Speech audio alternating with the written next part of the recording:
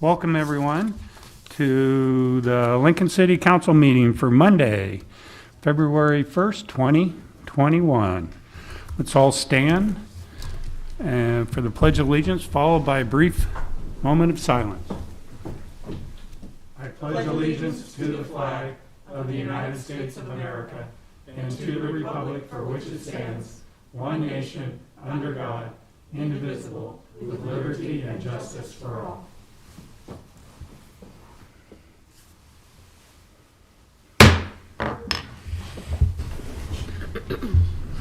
Okay, in accordance with LB 898, be advised that there's a copy of the Open Meetings Act. It is posted in the back by the northwest door in the back of the chamber. The order of the business of the City Council is as follows. The clerk will call items listed on the agenda under public hearing. Anyone wishing to speak on an item should come forward after the clerk reads that item. The applicant and those in favor should speak first, then those opposed. The applicant may then make one short rebuttal. Each speaker should begin by stating their name, address, and whether you are speaking in favor of or opposition to the item. Testimony is limited to 5 minutes per speaker. After all public hearings, the council will vote on resolutions and items listed under third reading. And on the second and last Monday of the month, immediately prior to adjournment, anyone may speak on any issue not on the agenda for that date nor planned for a future agenda. Clerk, do you have any other comments? If not, you can always call the first item. An announcement: due to President's Day holiday, City Council will not meet on Monday, February 15th, 2021. So our first item on the agenda would be our consent agenda, sections 1 and 2.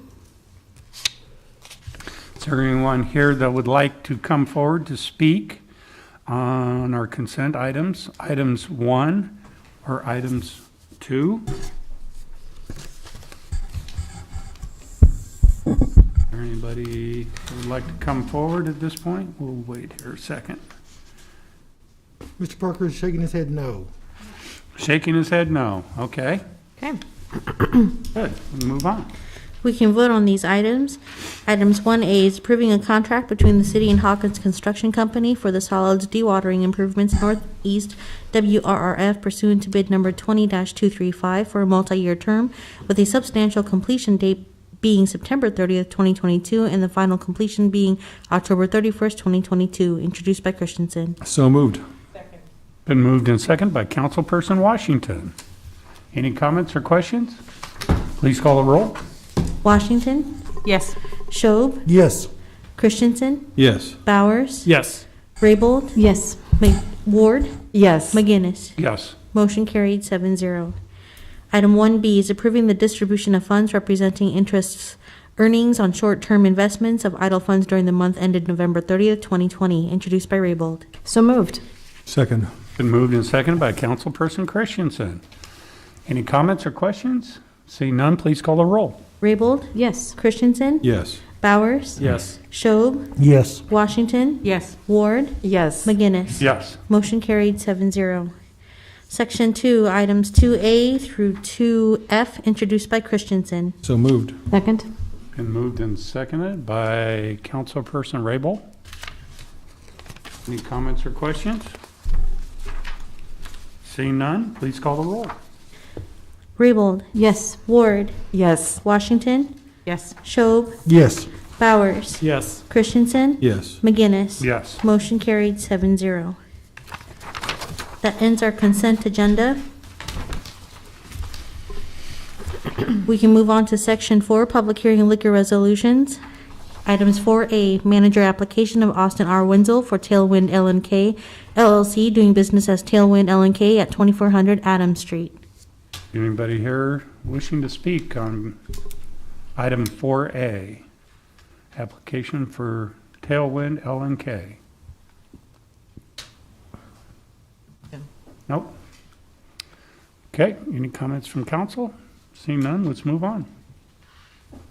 Item 4B, manager application of Alan J. Jarecki for Emmanuel Retirement Communities, doing business as The Landing at Williamsburg Village at 3500 Faulkner Drive. Is there anybody who would like to come forward on 4B, manager application? Yes. There is somebody here. Okay.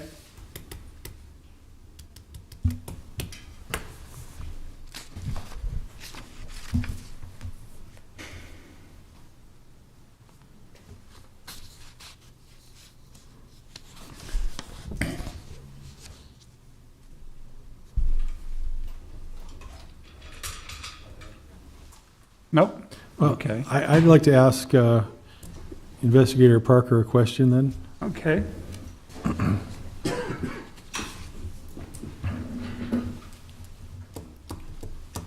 Investigator Parker, did you have any concerns about either one of these applications? For the landing, no. For Tailwind L and K, the only issues was kind of an extensive criminal history that ended around 2015. That would, because of that, it would trigger a show cause hearing at the state level. But after speaking with him, I have no concerns. The show cause hearing will ask him further about his criminal history. So however we vote now, even if we vote to approve, there will be a show cause hearing at the state. Correct. Okay, thank you. Yes, sir. Mr. Chair, I move approval of items 4A and 4B. Second. And moved and seconded by Councilperson Ward. Any other comments or questions? Seeing none, please call the roll. Bowers, Yes. Christensen, Yes. Raybold, Yes. Schob, Yes. Ward, Yes. Washington, Yes. McGinnis. Yes. Motion carried 7-0. That ends our public hearing liquor resolutions. We can move on to our section 5, public hearing resolutions. Item 5A is comprehensive plan conformance 20016, application of the urban development director to review as to the conformance with the 2040 Lincoln Lancaster comprehensive plan. A proposed amendment to the Yolande Avenue redevelopment plan, adding the Revolution Wraps redevelopment project on the property generally located at 1801 Cornhusker Highway. Good afternoon, Director. Good afternoon, everyone. I'm Dan Marvin. I'm with the Urban Development Department, and I'm here today to introduce a development that is on Yolande, and it's right along Cornhusker Highway, as you can see here. It's a need that the Revolution Wraps needs to expand. They're going to add additional employment. And what we will gain out of this, it's just a parcel that hasn't been used for a very long time. It's in the floodplain. They'll do the remediation necessary for that. But there are a couple of driveway accesses that you can see on here. As part of our redevelopment agreement that will come forward, this is the second driveway, and we will be able to remove that and consolidate access to a single point, which we think's a good benefit from this, along with some additional screening that will go on there. And the building that will be put in place has gone through urban design. They've reviewed the building that's gone through and have approved it and voted to move it forward to this point. Andrew Willis is here. He's the developer's attorney, and I think he'd be able to take make a couple of statements as well, but I'm happy to answer any questions. Do we have any questions? Yes, Councilperson Washington. I have one question. Mr. Marvin, can you tell me, what does the remediation out of the floodplain look like? Are they building up out of the floodplain? Are they going to add soil, and are they lifting? Well, there will be some offsets that they can do in the parking area, and that particular storage cell that they're building in does allow some amount of fill, but each storage area is different, so I don't know if it's 40% or 60%, but that particular storage cell does allow some amount of fill within it as well. Okay. And I certainly understand what we allow, but does the city share in any liability when we allow floodplain development or development in the floodplain? Or we can be sued for that? I think that's a good legal question. And Yeah, well, I don't think I'm mean qualified sued for that. I'm assuming the developer has to get insurance, flood insurance for the area. Yes, I'm sure that they have to insure their building for a variety of different calamities that can occur. But in terms of people building within the approved flood codes that we have. Yeah. Whether the city takes on any additional responsibility if people build within conformance to that, I don't know the answer to that. All right. Thank you. Are these developer, or is this a developer, or is this city bought bonds? This would be developer purchased, or this would be a developer purchased too. Developer purchased? Yes. Okay. Any other questions for Director Marvin? Mr. Willis? Good afternoon. Good afternoon, council members. Andrew Willis, 233 South 13th Street, Suite 1900, on behalf of the applicant or the redeveloper. As was mentioned, this is a vacant and underdeveloped site, primarily because of the location in the floodplain, and so this redevelopment agreement and project will really allow them to do the site preparation necessary in order for this to be developed for anything.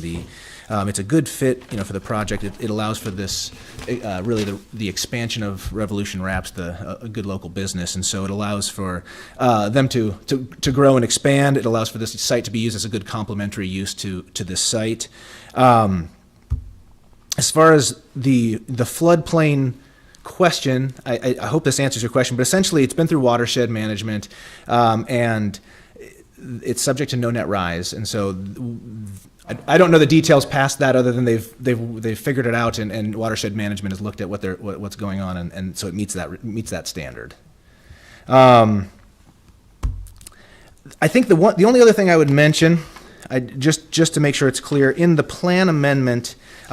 So I guess another reason why this TIF is important for this project is costs have just came in much higher than even planned at the beginning. So between the submittal of the plan amendment and the redevelopment agreement that will be coming in, the costs have just kept going up and up and up. So we're actually, when the redevelopment agreement is presented, it'll show a higher TIF amount. And so it says, I just wanted to make sure everybody understood that, so there's no confusion over that. In the plan, it shows a approximate total cost of $2.4 million. It's really going to be more than $3 million by the time this is all said and done for some of the remediation costs. And the TIF amount will be $426,000. Based on the increase in the valuation and some of the other costs, it's really going to be about a $2.2 million valuation rather than the 1.6 or 1.7 that was initially projected. So again, I'm happy to answer any questions, but I at least wanted to make sure that was understood so there's no confusion when that comes back. Yes, Councilperson Washington. Would you repeat the TIF amount? $426,000. Thank you. Yep. Any other questions? I have one for Director Marvin.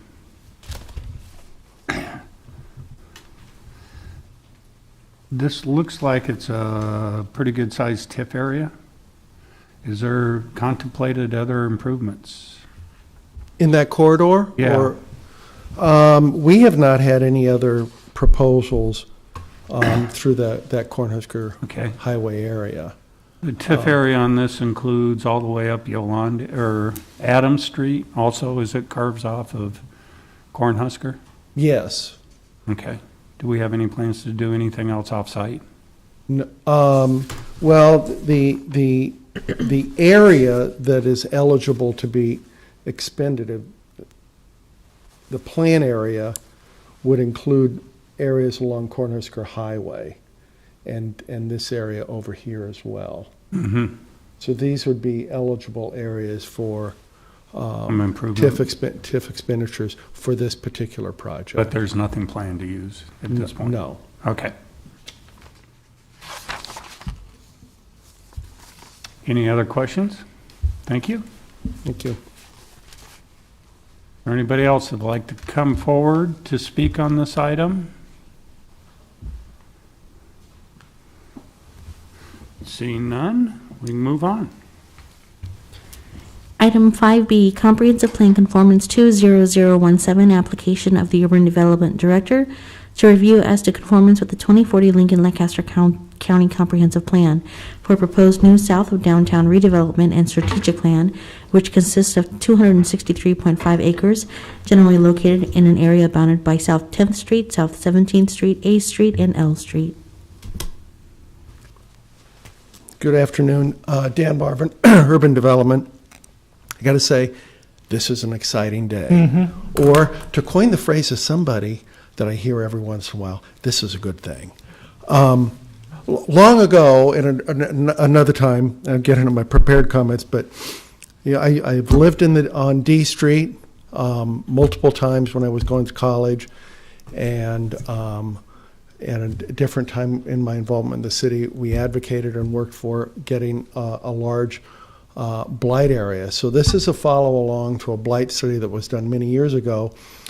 And what you have before you is what's called a hybrid plan, meaning that the plan is both a redevelopment plan that meets the state statutes to allow tax increment financing and a strategic plan that serves how the neighborhood will develop and the goals for that neighborhood. The plan was developed over a long period that included neighborhood meetings and involved multiple city departments, including the planning department, LTU, building and safety, urban development, and to some extent the health department. The plan may at some point lead to a PUD or a planned unit development over the neighborhood, but more outreach needs to happen, and some of that outreach needs to be in person, so we will wait until after COVID so that we can pull stakeholders together. But a PUD will help address some of the non-conforming lot issues that are prevalent in the south of downtown area. In many ways, this is a logical next step after this body adopted the Affordable Housing Action Plan. We expected to eventually create a district TIF program over this area and use those funds in part to assist in grants that work to help provide rehab dollars for some of the buildings in that area, while at the same time ensuring that rents remain affordable. Other infrastructure improvements include lighting in alleys, which we believe this district model will help assist with as well. The plan has been endorsed by the Near South and Everett Neighborhood Associations, NeighborWorks Lincoln, and the Lincoln Community Foundation. There are two motions to amend before you. Motion to amend number one, originally the executive summary, which is lengthy in itself, was what was provided, and the motion to amend number one adopts the full plan. And motion to amend number two addresses the comments that came up in the Planning Commission meeting, both by commissioners and others within the room, that talked about displacement and how to address displacement. I want to close on the comments from last two paragraphs from, I know, a letter that you received from Barb Bartle, who is the president of the Lincoln Community Foundation. What she wrote was, 25 years ago, we were learning about high mobility and the impact on the education of a child. Children are much more successful if they can stay in one school and live in a thriving neighborhood. That has not changed today. How can we continue to build strong neighborhoods for our children and families in Lincoln so that everyone prospers? Many of the answers are in the redevelopment plan before the City Council. With such a high mobility rate in these census tracts, it's difficult to capture all of the voices. There were individuals that contributed in 2015 that no longer live in South Downtown today. What I do know is that literally thousands of voices have been heard and are represented in this document. This area is the heart of our community, with the state capital and city government, and has been historically for so many new immigrants and refugees. The development plan is our opportunity to stop the revolving doors so individuals and families can come, stay, and establish their home place in the South Downtown. 25 years is long enough to plan, process, and prioritize. The time for affirmative action is now. And I thought that was a good letter that Barb wrote, and I wanted to read that today. But I'm happy to answer any questions, and I know there'll be some other people here today to support this plan as well. Do we have any questions for Director Marvin? I had a couple then, real quick. Basically, we're voting today to put this in the comp plan, is basically what we're doing. Because you're talking about we need something else for implementation of PUD or other tools. Well, think of it as this way. Many years ago, we blighted the area. And we blighted the downtown. And so when I bring a project before you, it's not just enough, the standard is not just enough to have the area blighted. We need to have a redevelopment plan for that area. This is that redevelopment plan for the south of downtown. So future projects can occur in that area with the use of tax increment financing if you approve the redevelopment plan. But this goes beyond the state mandated rules and regulations to meet the bare minimum of a redevelopment plan. This is a strategic plan that really speaks to the hopes and aspirations for the people that live in that neighborhood, and how we can accomplish those goals together using the redevelopment plan and the tools of tax increment financing. But they can go forward and start doing whatever if we approve this plan? Or does it need to come back in a PUD form, or is there, what I'm saying, is there a second So there implementation part of this? every step of the way will open a conversation that we will have to go through this department, just like the Revolution Wraps created an area within a previously blighted and proposed redevelopment plan area. This will now be a redevelopment plan area that will be able to invite proposals that would then go through this body for approval. I agree, this is something that's much needed and much done, but you keep talking about needing an implementation plan, or they keep talking about implementation committees and such in this moving forward, that we just can't go out and do it. We need to come forward with other items, right? There will be individual items. And each such. individual item will be a legislative item that this body here will approve and will review and approve. You're not a rubber stamp. It's not at all. I think he's asking for a rubber stamp, doesn't it? But you will go through a process of reviewing each individual item, and there would be an opportunity, as we did out in Havelock, to do district TIF, which would allow the ability to grant and to provide funding to help rehab some of the older buildings in that neighborhood as well. Okay. Okay. We have others that would like to come speak?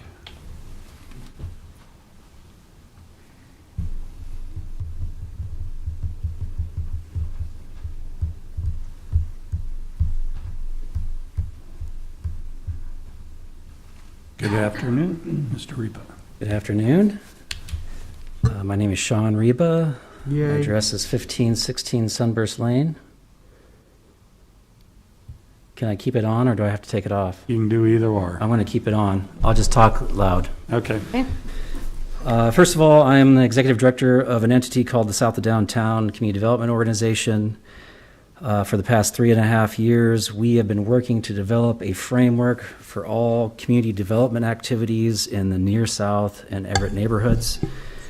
The boundaries are roughly 10th to 17th A to K Street.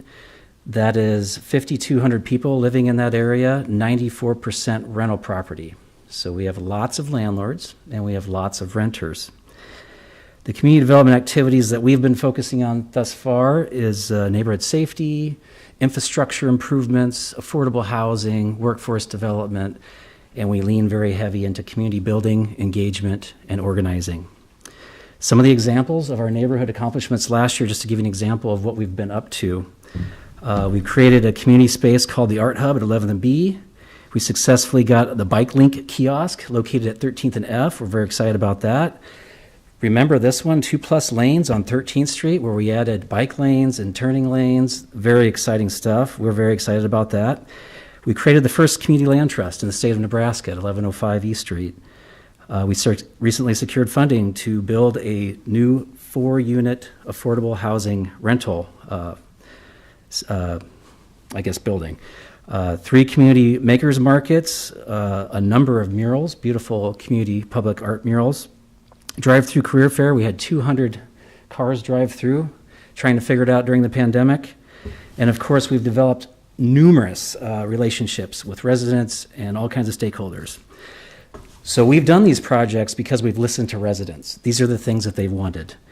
We meet people at their doors. It's been a little bit tricky with COVID, but we've been going to the doors and going to every single meeting we possibly can. I think Dan had kind of mentioned this. We've been involved with canvassing 2,500 doors, 3 community conversations, block parties, surveys, countless events, and have been to every single community meeting that we can possibly attend. So this plan has been a culmination of all these conversations. So we're just not making this up. It's been informed. We know this is a beginning point, and we know this thing is going to evolve. The inclusive part of this process, which I'm very proud of, is that we listen. We lead with listening, and we get as much input as we possibly can from stakeholders and residents who are in the area. That is going to be an ongoing component to everything we do moving forward. The equitable part of this process is we center the resident voices and their lived experiences as we develop and implement this plan. We're going to lean into that. So I'm very proud of that part. We've also heard concerns. I'm just going to address the elephant in the room here. We have heard concerns of displacement. So supporting this plan is the very first step to addressing displacement, I feel. At the end of the day, we would really love to support all the folks that already live in that neighborhood. We really want to drastically improve the access to opportunities for all folks so that everybody can be successful. In my 4 years of doing this work, I will say, we've had some very tough conversations, very robust conversations. There are numerous diverse perspectives in the most complicated space, which is the south of downtown. So it's been very challenging, but I'm here for it. We will continue to accept criticism and critiques. We also like to hear the good stuff too. We think that this will make this process more fruitful and more successful. So just to give you an example, I want to read a flyer that's been going around the neighborhood, just to give you an example of what we're hearing. And this goes to the concern, goes back to displacement. So, did you know the city has declared the neighborhood blighted and substandard? This means there are a lot of opportunities to tear down old apartment buildings and build 1 to 2 family homes in their place. This will drive up rent prices, reduce the number of living spaces in the neighborhood, but the south of downtown thinks this is a great opportunity to attract first-time homebuyers who will, in turn, attract higher-end services and businesses than you have now. South of downtown was unable to explain how the redevelopment and strategic plan is different from any other gentrification plan. But even though south of downtown can't promise that you will not be priced out of the neighborhood, you are encouraged to reach out with your concerns. Excuse me. So I wanted to share this with you because these are the types of things that we've heard a lot of at the door. There are major concerns here, and I guess I wanted to share this with you because I think it's a call to action. This plan that's before you is a call to action. This flyer is a call to action. And it's not only just for our organization, but it's for the city of Lincoln. It's for the city council. It's for the mayor's office and others, because I think it's going to take residents and every person under the sun to get this darn thing implemented. It's also going to take bold policy change to get this done and implemented successfully. So, last time I checked, you were all the policy-making body in Lincoln. So I'm asking you to please take this call. Let's adopt this plan, and let's begin to work forward on more inclusive and equitable systemic change that is needed to do this work properly. And then I'll just simply say, hey, you know where to find me. And if you don't, I'll find you.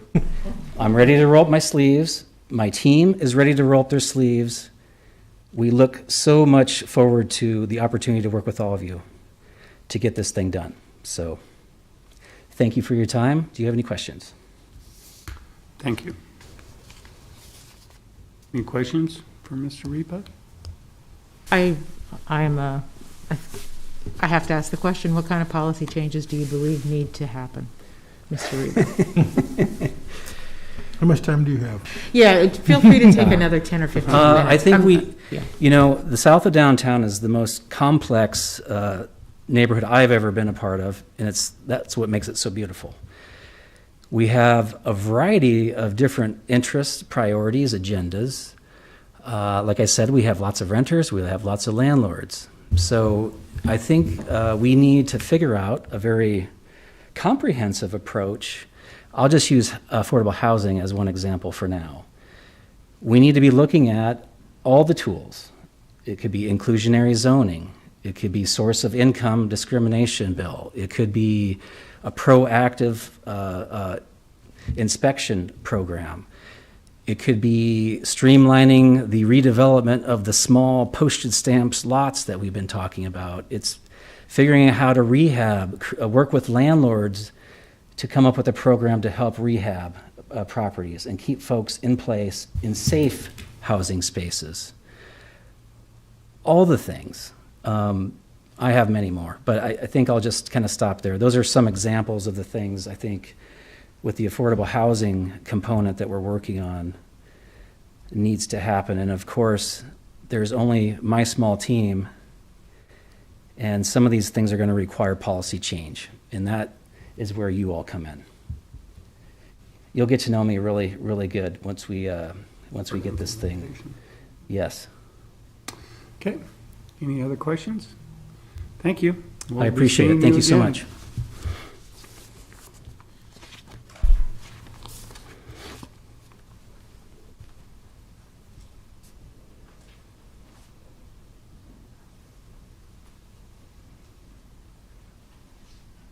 Yeah. When you're done, you can exit out this way. Keep going. That's now. okay. Just keep Keep going. going now. You can keep going that way now. Thank you. Sorry. I don't do well with You did great. Okay.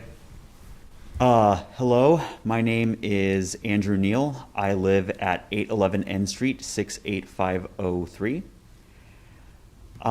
City Council members, thank you for providing this venue to discuss the important issue of the South of Downtown redevelopment plan today. Since August of 2020, I have served as an intern at the Asian Community and Cultural Center, helping immigrants and refugees who have come to the city of Lincoln find their homes here in the city. The COVID-19 pandemic and its ongoing devastating effects have highlighted the systemic inequalities and injustices suffered by the people who are most vulnerable in our city, and no sector of the city highlights this more effectively than south of downtown. This is an area that has been traditionally marginalized and blighted. This pandemic truly highlights the vulnerability that the residents who are already suffering from lack of financial support, health care, and other amenities that we take for granted are already suffering from. For that reason, I'm speaking in support of the Lincoln South of Downtown redevelopment plan. The redevelopment plan highlights affordable housing, plans to implement affordable housing, to rehab existing houses and apartments to make them up to standard and up to code, to provide safe living places for the most vulnerable amongst us. Many of the people who live there already have underlying health issues due to things like lead paint or asbestos lining, and this only makes them more vulnerable to the COVID-19 pandemic and other healthcare issues. Additionally, much of South of Downtown neighborhood is within a food desert, without there being significant access to fresh food, fresh fruits and vegetables. The Lincoln South of Downtown plan will enable local businesses to enter into the area and to provide these services necessary. Additionally, the ongoing COVID-19 pandemic has put many people out of work and thus have become unable to pay the rents necessary to keep roofs over their heads. As I speak currently, roughly 30% of Nebraska renters are at risk for eviction. 92% of residents within Lincoln South of Downtown area are renters.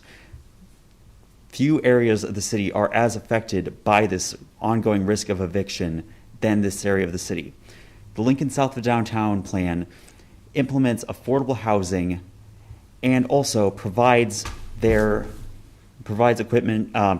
legislature for establishing training communities, training classes for connecting tenants and landlords, established tenant protection, and establishes a multi-strike system for landlords who abuse the trust of their tenants by not giving them back their down payment or other violations of trust.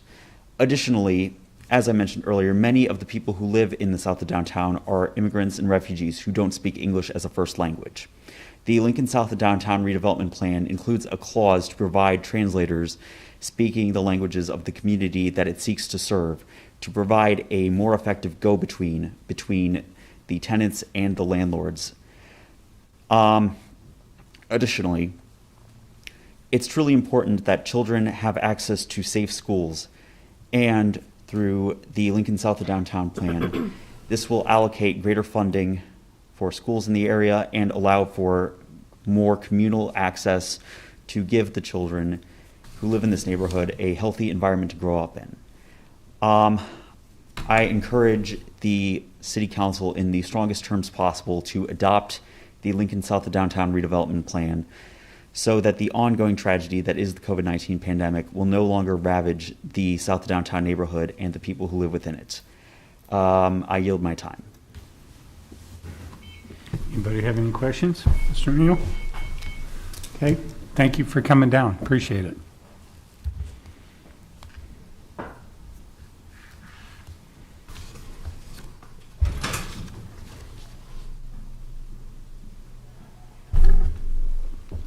Good afternoon. Go ahead and step up to one of the mics. Come this way a little bit, yes, there we are. Good Either one. afternoon, sorry. My name is Pablo Cervantes, and I'm here to support the South Downtown redevelopment plan. I'm a landlord in the area, and I'm proud to represent the new generation of landlords that been working for quite some time now on providing affordable housing that is safe and clean for families to progress and to succeed in the areas. I think the South of Downtown plan has one of the most important keys in order for us to fix the issue with housing in Lincoln. The problem in housing in Lincoln is not that we don't have enough affordable housing. The problem in Lincoln is that we have excess underemployment. Before the pandemic, if you look at the numbers for Lincoln Public Schools, where more than 40% of the children receive free and reduced lunch, and you compare that to the city unemployment rate of 2 to 3%, there's a big disparity in there. And you question yourself, why is that if we have only this much of unemployment, why are kids suffering from being hungry and have issues? The problem is underemployment, and underemployment has forced many of our citizens to look for and compete for apartments that, of course, we don't have enough if we have a big number of our citizens underemployed. So if you read the development plan, there is a key component, which is underemployment. I will strongly encourage you to approve these as a landlord, because we need more tools in order for us to continue our efforts to gentrify or beautify our buildings, keeping the rents in such a way that we can support the efforts of the city in order to make sure that the good people that want to live in there will stay, and we only will evict those that become a safety issue for the other good residents that are in there. Thank you. Any questions? Thank you. Any questions? Thank you. Thank you so much for coming down. Well, good to see you.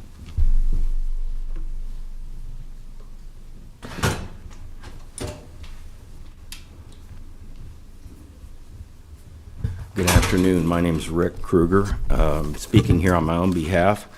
I've got a couple points I want to make. First of all, I want to congratulate the committee on the good work they've done. This is a fine report. I've read it a couple times, and there's much that is good about it. I agree with the mayor's attempt to add 5,000 dwelling units to the city, and I believe that using an 80% of median income is achievable for workforce development. I know that's what we did at Nebraska Housing Research, and I think that can happen down here. One thing that I would ask that you consider is I request that the paragraphs asserting racism as a public health crisis on page 9 be removed.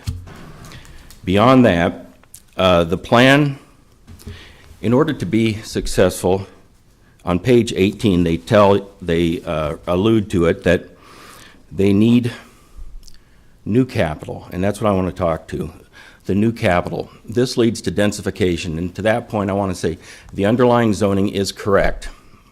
I think people can, and they have over the years, put in 5 plexes, 6 plexes, 12 plexes, that sort of thing, and the underlying zoning is correct. And I would encourage owners to rebuild using the existing zoning without trying to go in and do some mixed use or something else. If you can make it work by right, that's the way to go. And that was done many times in the 70s and 80s. I used to work down in there laying carpet in a whole bunch of them, and I did, after I graduated from Southeast Community College, did a lot of drawing of some of those 6 plexes down there. And a lot of wealth was created, and for this to work, we need to attract new financing. We need new capital in there. And to this extent, I would do something a little different. I would ask urban development to consider using assessment districts to install on-street parking and upgrade alleys if they can. I don't know if they can use it on alleys. That will move existing owners off dead center. Some will say, I want to upgrade my properties. Some will say, I want to rebuild my properties. That's what's needed. This, according to testimony, 94% of this is already in rental housing. So what can we do to allow that to grow? Right now, the cost of money is exceedingly low, and this is the time to be investing. One of the other things that they highlight is on page 22, is whether or not we should pass new codes, and they refer, I think, to the insulation code. All of these codes that are passed, these upgrades, they all affect affordability, all of them. And it's important that we remember that these code upgrades and the associated cost fall hardest on the people that have the least money. And so, you know, I look at this stuff, and we do primarily new subdivision work, but in the existing environment, it really depreciates your existing housing stock if all of a sudden your furnace goes bad and you got to change new furnace, got to be 94% or whatever it is, got to bring in outside air. All of a sudden you're dealing with 5 different trades instead of just bringing in a new furnace and letting it go, you know, upgrading that way. So that is a real issue that government needs to take care of, is what they're doing is affecting housing and the cost associated with it. I think housing is best understood as a supply and demand proposition, and any increase in supply will help the demand side. According to the housing plan that was just put out, I think they used $1,000 for a monthly rent, if I'm not mistaken. And I think that's reasonably achievable in this area. I mean, there are many advantages down there, and am I done now? 1 minute? Okay. There are many advantages down there. 100-foot right-of-way, the city already owns it. Let's use it. Let's put some parking on the street, some angled parking like we do by the rec center. The infrastructure is already in place. Maybe there's a little bit of upgrades here and there, but the sewer and the water and the streets, by and large, are in a pretty good shape. And it has the ability of proximity to downtown, which I still think is a good thing. Even though I work out on the edge, I still think having proximity to downtown can be a good thing. So that's my testimony. Thank you, Mr. Kruger. Any comments, questions for Mr. Kruger? Thank you. Not seeing any? Thank you. Rick, back out this way. We'll get everybody trained right. Thank one you. of Good to these see days. you. Yeah, good to see you. Yeah. Hello. Hi, Chairperson McGinnis and members of the Lincoln City Council. Thank you for having me here today. My name is Alexandra Christensen, Alexandra Christensen, Christianson. I'm a community organizer with the South of Downtown Community Development Organization. I am here on behalf of the South of Downtown CDO to encourage you to adopt and support the implementation of the South of Downtown Redevelopment and Strategic Plan. Additionally, we'd like to thank the Urban Planning Department for adding additional language that maintains that data regarding affordability and displacement is recorded, and that the implementation committee will design and implement strategies to mitigate displacement. So the SDCDO is a nonprofit 501c3 corporation, and our mission is to enrich the quality of life for all residents of the Everett and Near South neighborhoods. What that looks like is we center all the work that we do around what our neighbors want and need. And we do that not by just having them decide what issues we tackle, but by having them lead our programs. We believe in asset-based community development, or ABCD, and that's what guides the strategic plan. And this is so necessary because ABCD it's essential for ensuring that the work that we do is equitable and that all our neighbors have access to the tools and the services that they need to thrive. The South of Downtown Redevelopment and Strategic Plan is the product of over 3 years of listening at block parties, community cafes, and schools, and community hubs. And what this listening looks like, it may seem different at the institutional level. We tend to take this feedback and we put it into neat charts and action steps for the future, the very ones that are in this plan. But what this looks like at the interpersonal level is deeply personal. This is a result of a conglomeration of conversations about very real issues that affect our neighbors' livelihoods. And I'm here today to remind you that even though we tend to remove the personal from the political and formal spaces, such as where we are today, and formal documents such as this plan is deeply personal. And this is why we urge you to support it. The plan is about more than just economic development, though. Although it would support our city as a whole in that way, too. It's also about community development, supporting our neighbors and investing in our neighbors, investing in our community creative entrepreneurs and our small business owners, and ensuring that all of our neighbors have equitable access to the tools and the services that they need to thrive. And this plan seeks to remedy the faults in our policies and practices that currently leave our neighbors without access to some of the tools that they need to thrive. So the South of Downtown focus area, which is in this plan from 10th to 17th and A to L, is home to the most diverse neighborhoods in the city. It is also home to the highest concentration of renters in the city of Lincoln, which puts them it makes them more significantly impacted by changes in our housing policies and practices, which is why housing affordability is a huge part of this plan.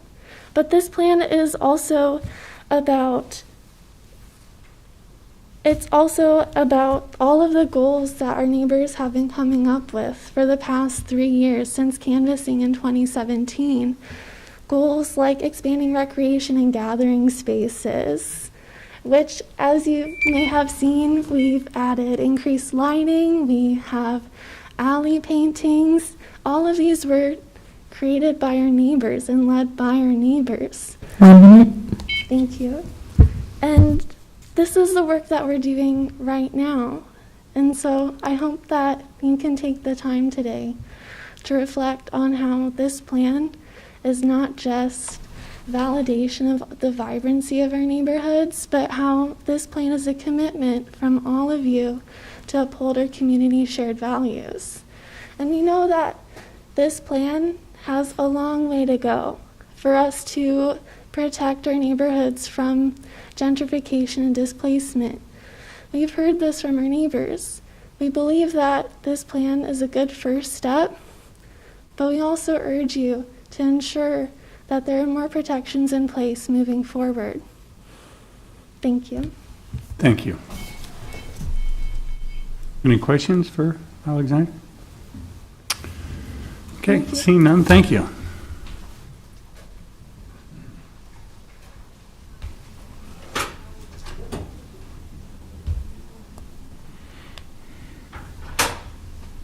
Good afternoon. Hi. Am I free to go? Yep. Thank you. All right. My name is Sebastian Becerra. I'm a university student here on my own behalf, UNL.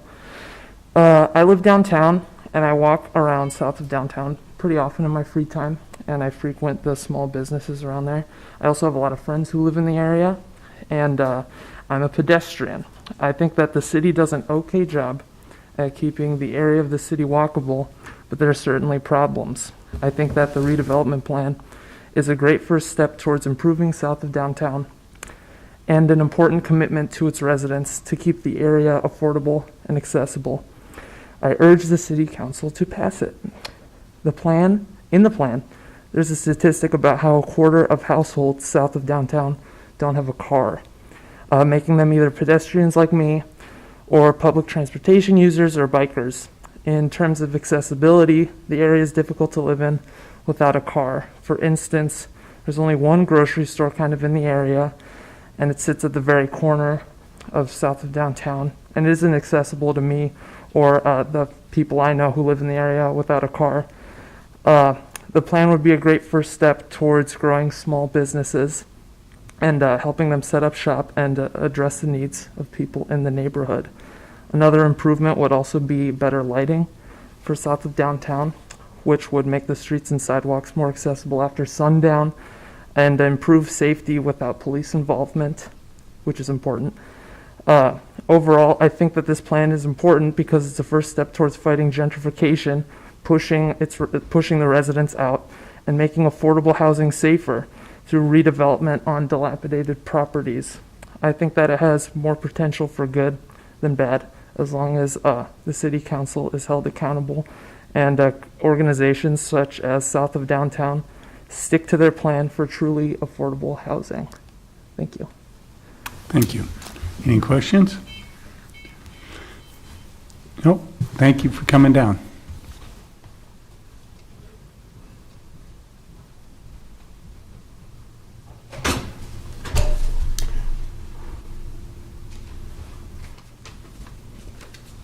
Hello. I'm Catherine Weiss. That's Katharen Weiss. That's Wiese. I live at 1037 South 13th Street, right in the very heart of South Downtown, the focus area. And I came here as a resident, but also as a community arts organizer with South of Downtown Community Development Organization. I'm so proud of this plan and of the comments that my boss, Sean Reba, and coworker, Allie Christensen, have made already. So I've been working for South of Downtown Community Development Organization as an arts organizer for the past 2.5 years. But my relationship to this area goes all the way back to my ancestors, who came to the South Salt Creek neighborhood and built homes. They were Germans from Russia, immigrants fleeing ethnic violence in their country. I myself went to Park Middle School and Lincoln High School, and I would like to offer my unwavering support for the South of Downtown redevelopment and strategic plan. This is a living document, and it's a foundation for the work I know hundreds of my neighbors want to see done in their community. I am more than pleased to see the development of a working group to see this plan through, and also the inclusion of a gentrification and displacement mitigation plan and group. Housing affordability and displacement are huge concerns for our neighbors, and without the inclusion of this mitigation plan, I don't believe this document would be an accurate reflection of our community's needs. There are some terms I've been introduced to through my work, which I'd like to share with you. And one of those terms is creative placemaking. And placemaking is the act of people coming together to change overlooked and undervalued public and shared spaces into welcoming places where the community gathers, supports one another, and thrives. Our neighborhood is blessed to be a part of a more than 200-year history of placemaking.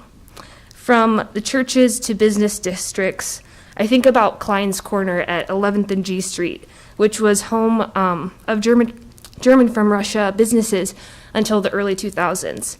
It's now Esquina de los Españos, a predominantly Mexican-American business complex. Our neighborhood has a long history of being home to migrants. I am a part of that story. Murals now exist on Klein's Corner, Esquina de los Españos, documenting that story, as well as around it. Over the past decade, our neighborhood has become home to the most murals in our city in one given area as a result of residents, artists, businesses, and community organizations coming together to celebrate who we are. So I tell you all of that because I think our neighborhood is really skilled and really versed in the art of placemaking. But the health and success of our neighborhood depends on our ability to sustain the places we have made and the relationships we have built. The obstacles facing our community are not insignificant. With an annual household income of less than $24,000 a year, with 94% rental and high turnover. If we want to address the poverty and infrastructure development needed to sustain this community, we need a plan. I believe the South of Downtown redevelopment and strategic plan is that document. Through the hundreds of conversations we've had, the dozens of meetings we've conducted, and my own lived experiences, being both a resident and a stakeholder in this neighborhood, I believe this document reflects a hugely diverse group of people, from residents, business owners, landlords, artists, and city workers, nonprofit workers, and housing advocates. That's impressive that we have Pablo Cervantes and Sean Riva and Sebastian and Ali Christensen, that all of these people are coming in support of this document. It's a huge accomplishment. So I don't believe there's a better foundation upon which to build a stronger neighborhood than this, a plan born from the desires, needs, and concerns of its neighbors, which the South of Downtown redevelopment plan is.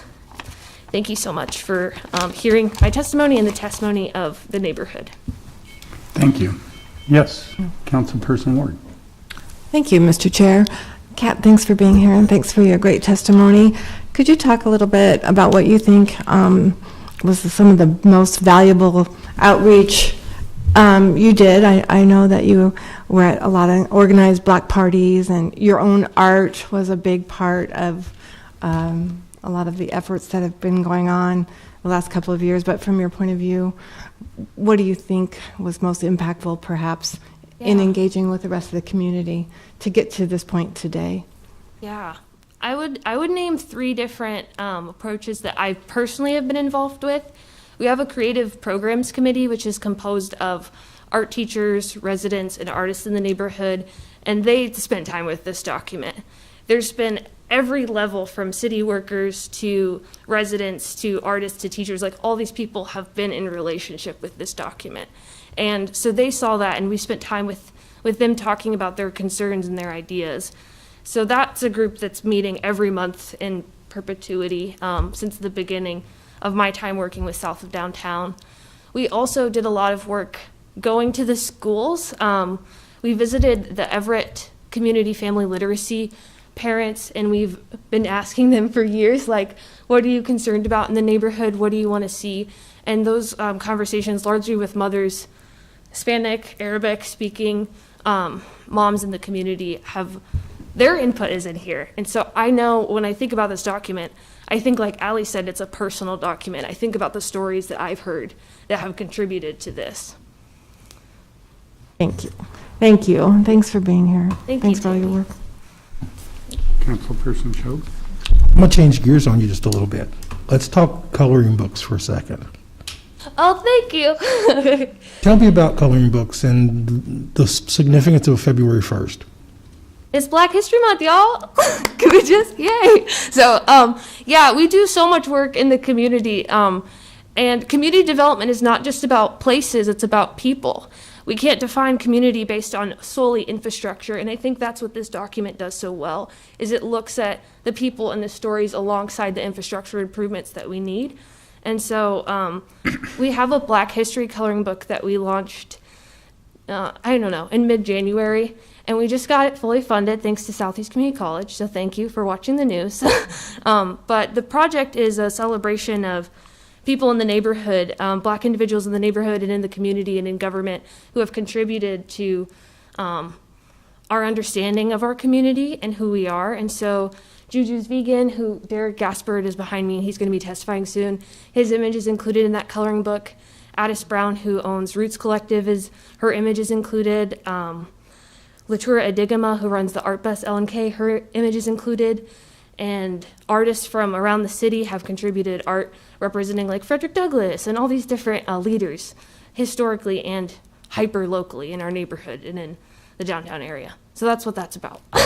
Would that be part of your placemaking, community making? Right. So that's an example of defining community development based on the people. So how do you invest in the stories and the people and the leaders in our community, which is so deeply diverse that if we aren't making an asserted effort to observe things like Black History Month or Hispanic Heritage Month or Pride Month, it's like you're not really developing and celebrating the community you exist in. So that's a part of our approach. Okay, thank you. Councilperson Rabel. So, Kat, where do people go to buy one of the coloring books? You guys are so great. Don't you just love our city council? Thank you. Thanks for asking. Hang on to that. Yeah. So Remember that. So you can donate at lincolnsouthdowntownorg/how-to-help, and you can also sign up at bit.ly/L/ly. I'm sorry. You guys know what a bit.ly is. Bit.ly is the link shortener. Yeah, bit.ly is the link shortener, and then it's like slash, all caps, BLK, capital A, art, capital K, kit, and that's a link you can use if you're a teacher or a community organizer or a resident. You can order Black history coloring books for your class, for your community group, for yourself, for your kids, and we'll deliver those for free if you live in the near South Everett or South Salt Creek neighborhood. If you live outside the neighborhood, you can get a free PDF, or you can stop by on February 19th from 5 to 8 p.m. to pick one up from our office. Great. Okay. Thank you. Yeah, great. Thank you. Anybody else? Thank you, Kat, for coming Thank down. you all. Appreciate it. Thank you. Thanks.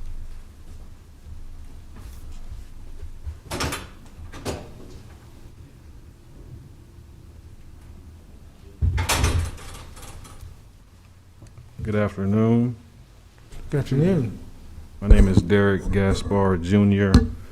Justice. I'm the owner and chef at Juju's Vegan Cajun and Creole Cuisine on 1247 South 11th Street, ironically in the same building as the South of Downtown Community Development Organization. I come in here in support of the document. I hope that you adopt it and support it as well. Just to kind of echo what everyone else said, excuse me. It's really two plans in one, with the strategic plan and the developmental plan. The South of Downtown neighborhood, it isn't broken, it isn't something that needs to be fixed. We all have room to improve, nothing is perfect, and that's what this plan does to the area. It improves and it focuses on the strengths of the neighborhood, which is the diversity and the different stories that make up the neighborhood, and it builds on that rather than displaces that.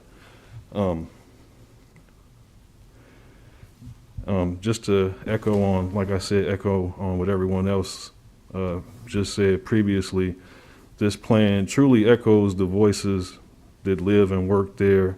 It's going to continue to improve the infrastructure with the lighting, the bike lanes, parking. It's going to make the neighborhood safer by increasing accessibility, not just as far as resources, but it also talks about maybe expanding some local programming. Mental health is one that's on the rise and definitely should be addressed, especially when it's, you know, associated with lower income residents. So it also addresses the neighborhood blight issue and would, you know, implement the use of TIFs, hold property owners accountable. You know, there's been a bad track record of you know, landlords abusing tenants, you know, not giving back full amounts of fees, and we discussed that language barrier earlier, and this plan also tackles that directly with the translator proposal as well. It's just not a plan to improve the property value. It's a plan to improve the quality of life for the individuals who are already working there. You know, there's many things that can go into place, similar to what No More Empty Pots has done in the Florence neighborhood. You can do a business incubator. It's a way to kind of use a multi-use space, have different businesses come together and not have to eat all that overhead themselves. And, you know, they can come and make a living and make an impact in the neighborhood as well. New businesses brings more foot traffic, more activity, and just overall, you know, better things for the neighborhood. Just to finish up here, sorry, my phone keeps going to sleep. It also would, you know, address the need, or the neighbors addressed it, you know, voiced that they wanted more green space in the neighborhood. So just things like that as far as improving upon the infrastructure, not just parking and buildings, but also, you know, the nature aspect, and making sure that the city has a kind of some lungs to provide some fresh air to the neighborhood, if you will. The zoning amendments would also, you know, like I touched on earlier, allow for more multi-use, which is, you know, kind of not really a Band-Aid situation, but it's a tool that just can be used when you're dealing with a lot of old buildings. So, you know, we'll be seeing a lot of, for my hometown, for instance, New Orleans, there's a lot of multi-use buildings. The infrastructure is real old. You may have a lawyer's office up down below and a two-bedroom loft up top. It's just one of the tools. It's not a you know, a cure-all, but it's a tool that can be used and implemented in an area like this that has, you know, similar older infrastructure. Just to close on what they said, I really do believe it's important to make sure that we have safeguards in place to prevent the gentrification and displacement, which we all know is, you know, it's no elephant in the room. It's real. It happens across the country and across the world. And I just urge you all to keep that in mind when moving forward with this project. Thank you for your time. You bet. Any questions? Okay, thank you for coming down. Appreciate it. Thank you very much.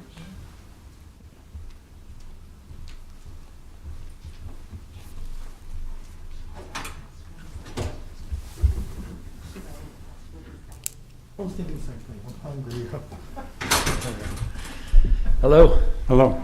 My name's Case Moranville, and I'm a landlord, among other things, in the south of downtown area. My brother Cole and I started our business 11 years ago. There's a rumor floating around the near south that this was all an inheritance. It was all given to us. It's false. We worked really hard to get where we are. I've been a renter myself as a young man. I lived in the Bar Terrace, owned by a guy named Ken Clark at the time, through my 20s. And I remember well, I often tell tenants that are, as we part ways, that I'm fair to you and I'm fair to me. I want to be, I remember being young and a deposit was a big deal. So I always remind tenants that I'm going to be fair to you and I'm going to document. And it's important to me, I guess, is what I want to say. But before I don't want to get on a rabbit trail, but I just wanted to express a couple things. Support for the plan.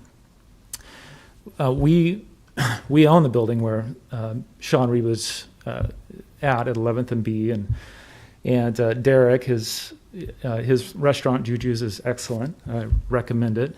What time does it close? Sorry. Okay, what time does it close? Yeah, thank you. Sorry. But I just wanted to highlight a couple things with regard to affordable housing, which there's majoritively renters in the neighborhood, and price is an important consideration for renters. And we primarily rent affordably. Those are numbers that we set according to HUD guidelines, and we're typically under those numbers. And we work with Lincoln Housing Authority and Community Action and the People City Mission. I often get phone calls from individuals there, and I'm happy to consider, and I want to work with to house people.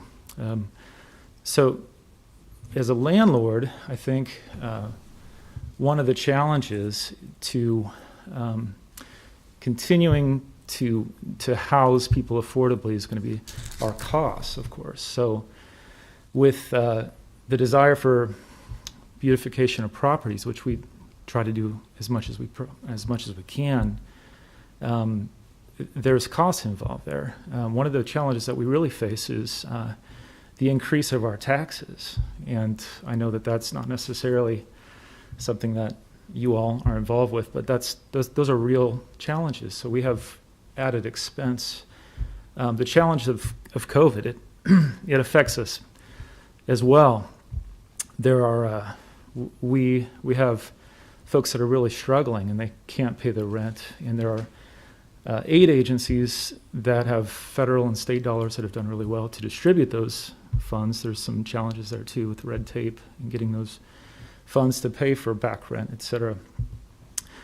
And I just wanted to speak and say that there are challenges for us as well. And I think specifically next week there'll probably be a contentious individuals that are going to show up. And I just wanted to say that if there are contentious landlords that come, they don't represent all of us. And we're trying really hard to be an agency of good for the Near South, and we want to continue to do so. So thank you for your time. I just wanted to mention those items. Thank you. Any questions? Not seeing any. Nervous, so. Thank you. This is your Thank you second for time, coming though, down. right? Yeah, there was Came earlier about a claim against the city. There was a trash thing. Yes. Yeah, that's right. So. Okay. We were nice then. We're nice people. You are. It was great. So, thank you very much. Okay. Anybody else like to come forward on this item? Not seeing any. We can move on to the next one. Item 5C, declaring the official intent of the city to serve as the issuer of multifamily housing revenue bonds in an aggregated principal amount not to exceed $10 million to finance a privately owned multifamily housing facility to be located at approximately 3600 R Street. Good afternoon. Good afternoon. Mike Rogers with Gilmore and Bell, bond counsel for the city. Here to speak with you about this resolution, which would signal the intent of the city to serve as conduit issuer for this affordable housing project. And I thought I'd start with a little bit of background on what this is asking you, because it's not it's not frequent for the city to serve as conduit issuer on projects like this. Under the statutes, the city is authorized to serve in the role of issuer of bonds for the benefit of non-governmental entities. Traditionally, the city has seen that with nonprofit projects. One example would be Nebraska Wesleyan University, which has done financings through the city. The county is also authorized to serve as conduit issuer and has done so many times for nonprofits like Tabitha or other similar projects like that. So This would be for a for-profit private developer, which is authorized by Nebraska statute. Under federal tax law, certain types of housing developments can qualify for tax-exempt financing. Those projects need to go through an application process with NYFA to obtain what's called volume cap, which is an authorization essentially for them to borrow on a tax-exempt basis. And one of the things that's required is that they have found an issuer for the bonds. For any tax-exempt financing to move forward, there always has to be a governmental issuer. And so the request before you is to ask the city to serve in that role for this project. The statutes the Nebraska statutes that govern this financing are specific and explicit about there being no pecuniary liability for the city for this project. The city is simply functioning in a role that helps facilitate the tax-exempt financing. The general purpose of the resolution is not to bind the city and force the city into it, but rather to signal the city's intent to serve in this role as conduit issuer so that the application with NYFA can proceed. The city would separately need to go through a blight determination for this area, which would be a separate proposal and a separate process. And this resolution is specific on that point, that this would not contravene any other process for the city to go through. This is a very narrow resolution on whether the city would serve as conduit issuer if all of those other things played out the way they're supposed to. And finally, the resolution is non-binding on the city. If something happens later on down the road and the city determines that it does not want to serve in this role, it would not be bound by this resolution to do so. I'm here as the city's bond counsel, as I mentioned at the top. I'm representing you as always when I'm here in front of you as a bond attorney. The developer is here to answer questions about the specific development, but I thought I'd lay out some of the legal groundwork first here at the top to see if you have any questions for me, and I'll be here to answer questions here during while this matter is in front of you today. Do we have any questions for Mr. Rogers at this point? I do have one. We're just approving, how are we saying this? We're just approving the intent? Right, an intent resolution. An intent resolution that we would serve as a conduit? Correct. For this.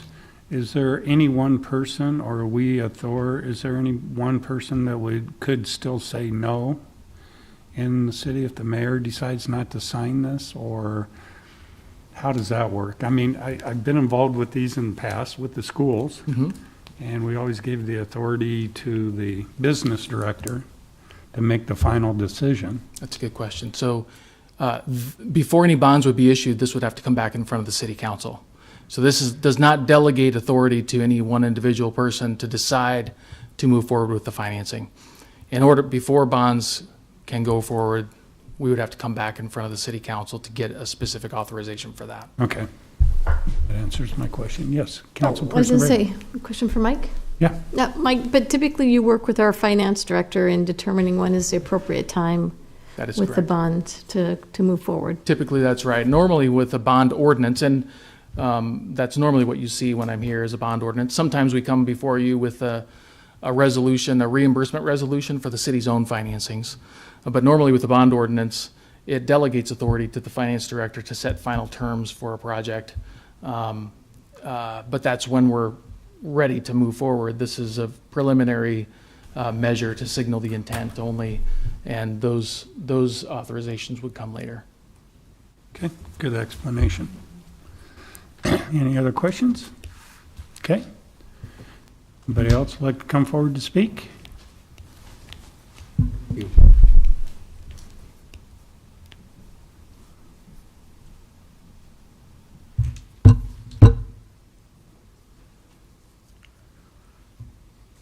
My name is Fred Hoppy. I live at 1600 Stony Hill Road, Lincoln, Nebraska. My son and I are the developers of a project that's taking about 8.5 acres at the west side of Wayuka Cemetery and trying to put it into a bond deal.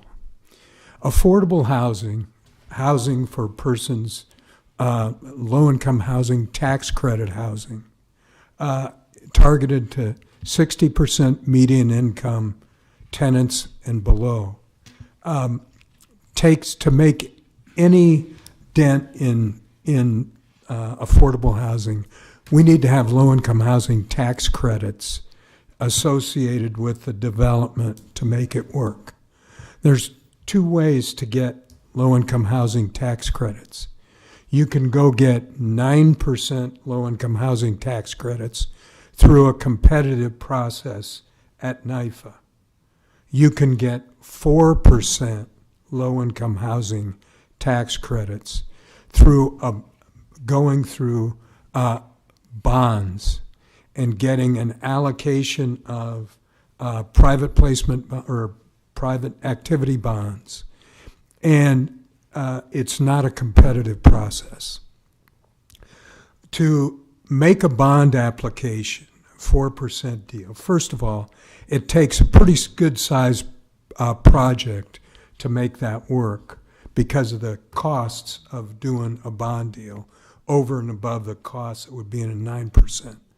But it's non-competitive, so it has its advantages because if we get the bond allocation, we'll get the tax credits, which means we'll put all the financing together to make it work.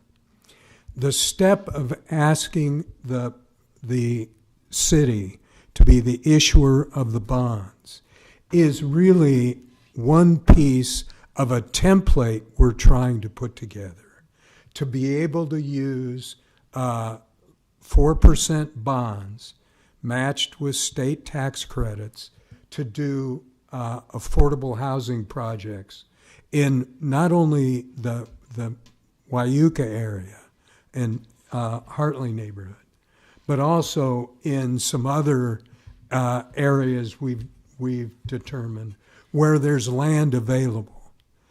Second big problem with doing affordable housing in town is getting sites that have sufficient density to make a bond deal work. Anyway, to make our bond application, we have to have an issuer resolution. That's what we're asking for today. An issuer resolution for the bonds.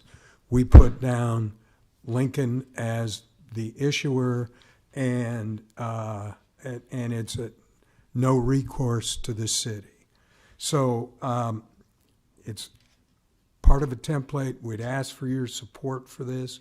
We'll be coming shortly with the formal provisions of the plan, which would be of our project, the one that this is specific for, that will be a change of zone, a community unit plan, and other city entitlements, if you will, and we'll go through all of them again, because I talked to most of you about them, I guess.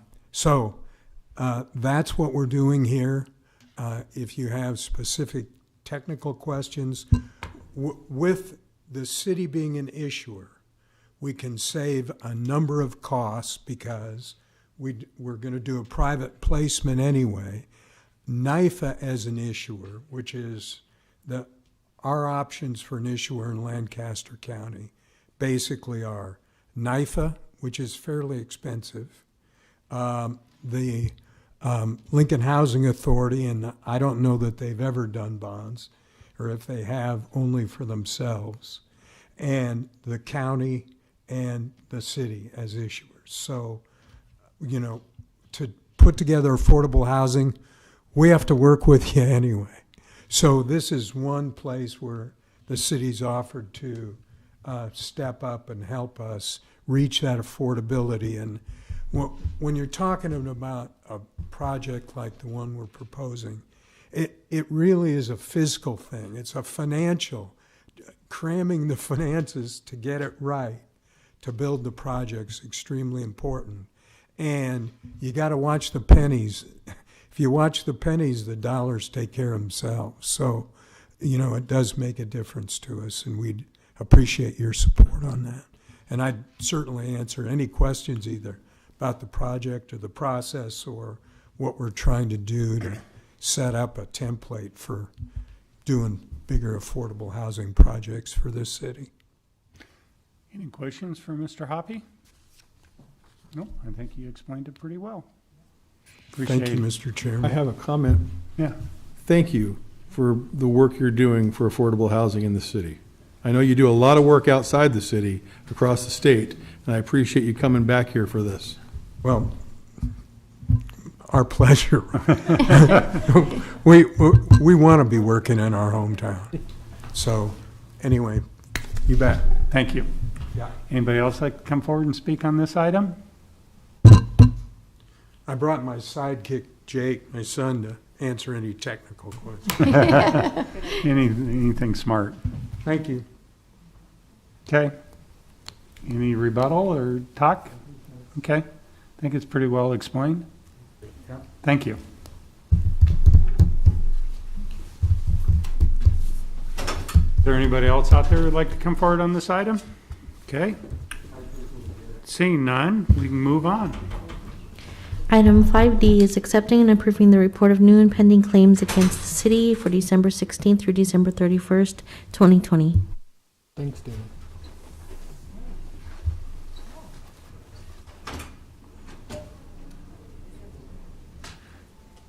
Is our city attorney here? Probably Liz. Probably Liz is going to need help. Good afternoon. Good evening. My name is Andrew Wildeman. I'm the primary owner of the residence 5327 West Kingsley Street. I am here for possible reimbursement for a city curb that was erupted or fell down in the process of a fire hydrant that was expelled to release all the excess pressure. I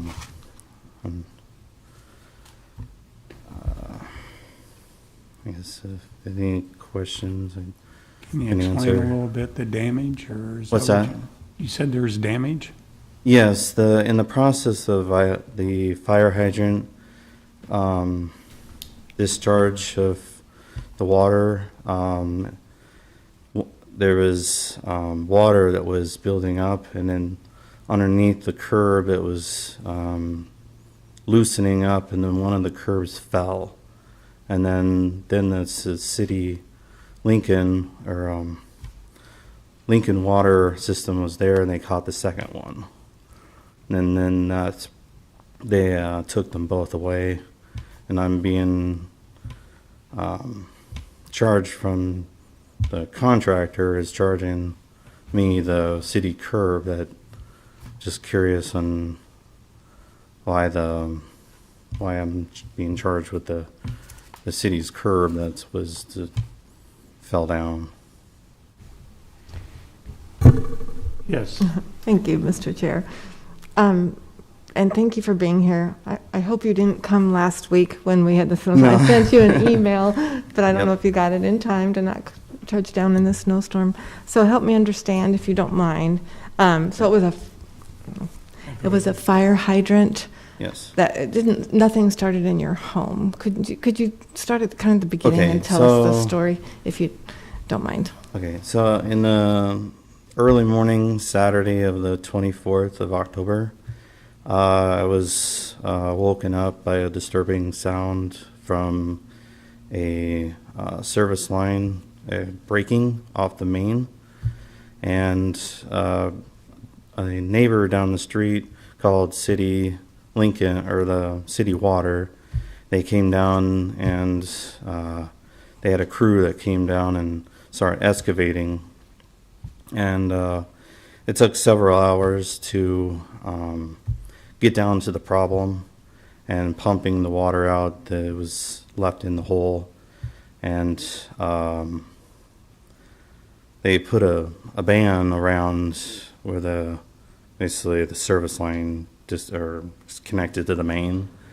So once that's done, they discharged, there's a fire hydrant on the easement that they, when they turn the water back on, they was releasing all the discharge or whatever it's called.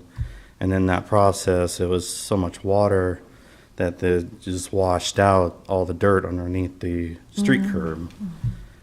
And that's when basically the street curb fell. First one fell, and then the second one, basically they caught it with a backhoe. And then that's pretty much it, I think. So it's nothing you did, but then there was the service. You're getting billed, and I'm sorry, I was trying to pull up the paperwork again, by the contractor that actually repaired the soil damage and everything from the water that was being expelled, correct? Yes. Okay. And you live on the corner? Do you live on the corner of? No, West it's Kingsway? kind of in the middle of the street. Or Were- For your home? Yes. Did you have other neighbors that had the same billing, or was it just, I'm just curious, or do you No, know? it was just my service line connected to the Okay. main was the only one that broke or. Okay. Thank you for this Thank you. explanation, yeah. Yes, you have a question? Yes. So the line that broke, was it the main line or was it the trunk line to your home, between the main line and your home? The trunk line to the service line, yes. To your home? Yes. Between the main and your home? Yes. Okay. Do we have any other questions? Yes, Jane? Mr. Willman, so the curb that had all the water runoff, and then that was right in front of your home, correct? Yes. Okay, and it just washed the soil away as well. So it's also the curb replacement and repair plus the soil. Basically, I had the contractor replace the dirt that was pulled out. And the way I understood it was the city pulled the dirt out, and I was responsible for putting the dirt back in with the contractor, the plumbing contractor. But then to follow up, what really happened is they found the break, but it was the second action of the city as they tried to repair the break that caused the pressure to build up in the fire hydrant. And then when they released that pressure, that's when the flooding occurred. Is that the correct Yeah. order? Yes. Okay, thank you. Okay. That's pretty much it. You have any other questions for him? Yes, My- Councilperson Washington. My questions, I think, are for the city. Okay. I am trying to understand I think now I understand the order it happened. So I will ask one more clarifying question. Was the repair that you were responsible for was the service line back to the main, and was that repaired before the system was flushed? Before the hydrant was flushed? After it was, It was not. no. Okay. Do you want to come forward to the other mic? Yes.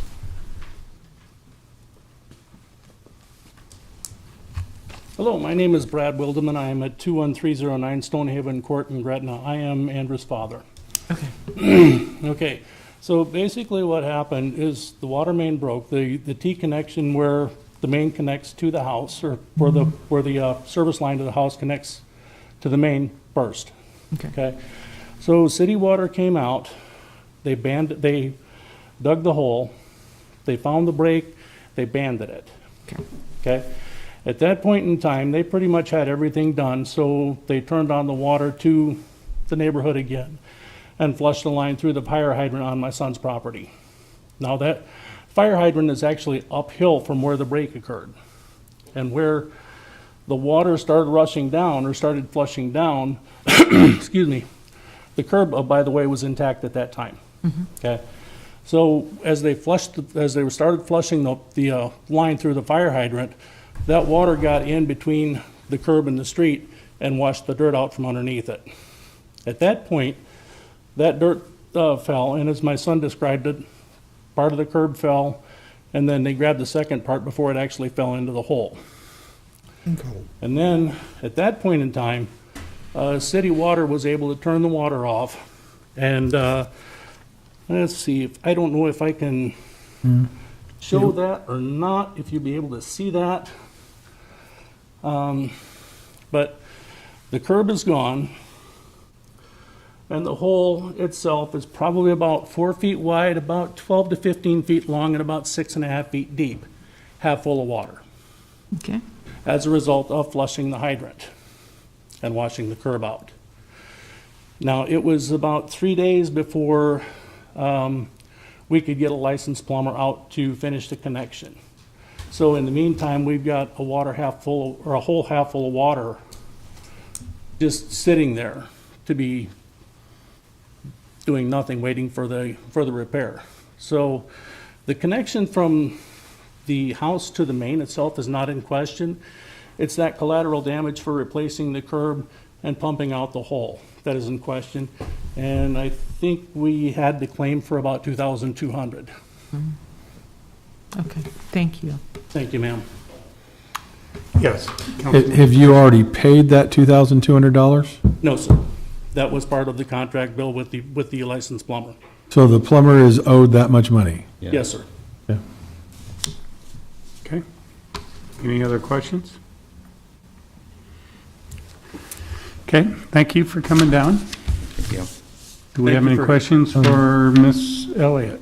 Yeah. Thank you for hearing us, sir. Please don't leave until after Director Yeah, Elliott go ahead and speaks. sit Have a back seat here, there. and you may need to come back. Grab an uncovered chair. Director Elliott. Yes, good evening. Mr. Wildman is correct that this originally started with a private service line, and that's ultimately what called Lincoln Water System out there. It was, they excavated it to determine if it was the main or if it was the private service line. Once they exposed it, it was determined that it was the private service line. They then were, because of that, they had to shut off the entire neighborhood's water so they could get it fixed. They then did put a sleeve on it, and they could return the water to everybody else except for Mr. Wildman's house. But before they could turn the water back on to everybody else, they have to flush the lines. The way they flush the lines is by using the fire hydrant. So they ran the water through that. There was some concern because of the saturation of the ground before the fire hydrant was released of whether or not to leave the curb in place, because obviously we don't want it falling in to cause more damage to the service line or the main or to the people working inside the excavation hole. They tried to keep it in place. With the water, with the saturation of the land, there just wasn't enough soil support there, so they did choose to remove the curb. There was about 15 feet of curb replaced. It was $55 per linear foot, and so we billed through the plumber $825 to replace and repair that curb, is what was billed to John Henry's, and the work was done by Bauer Underground under our city contract for that curb replacement. But for the private service line break, we would not have had to do that curb. And they did everything they could to try and protect that curb, but occasionally, just depending on where the breaks happen and the saturation of the ground, we sometimes have to remove that for the safety of the pipe and the workers inside the excavation hole. So that's ultimately what happened and why the curb had to be fixed. Yes, So, Councilman Christensen. so what you're telling us, Director Elliott, is that the damage that resulted in the curb damage was incidental to the repair, and but for the repair being needed on the private line, none of this would happen. That is correct.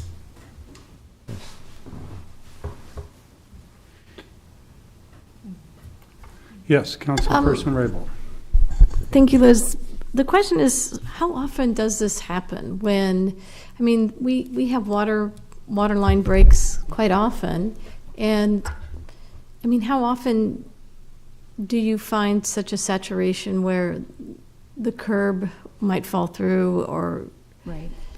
Thankfully, it doesn't happen a lot. A lot of it does depend on the type of soil that's part of that neighborhood. In this case, and I wish I could tell you the exact definition, but this was soil type C, which is a little more unstable than other types of soil. So that also plays a role in it as well.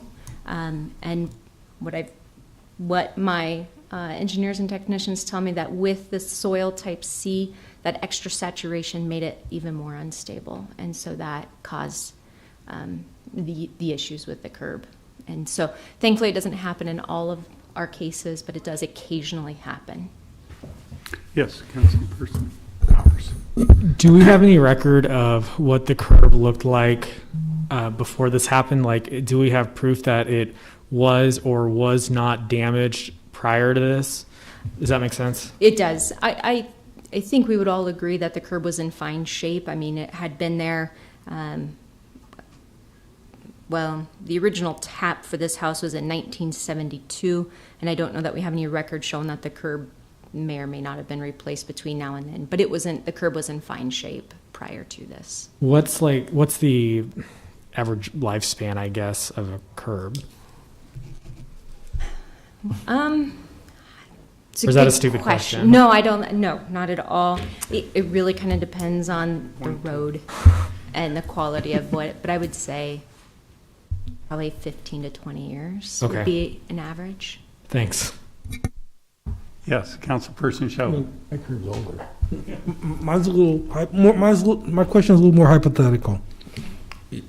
The claimant heard water. Neighbors in the neighborhood said there's water running. Your agency was called. They dug a hole. They found a break in the line from the main to his house. If it had been on the main, would we be having this conversation?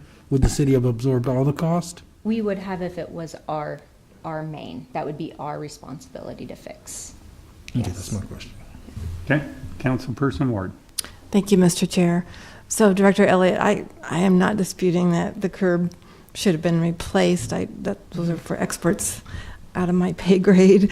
However, what communication takes place with the neighbor at this point? I mean, so if I would have been them and then I get handed the bill because someone else decided that this curb should be replaced. So I understand why this is being questioned. So help me understand.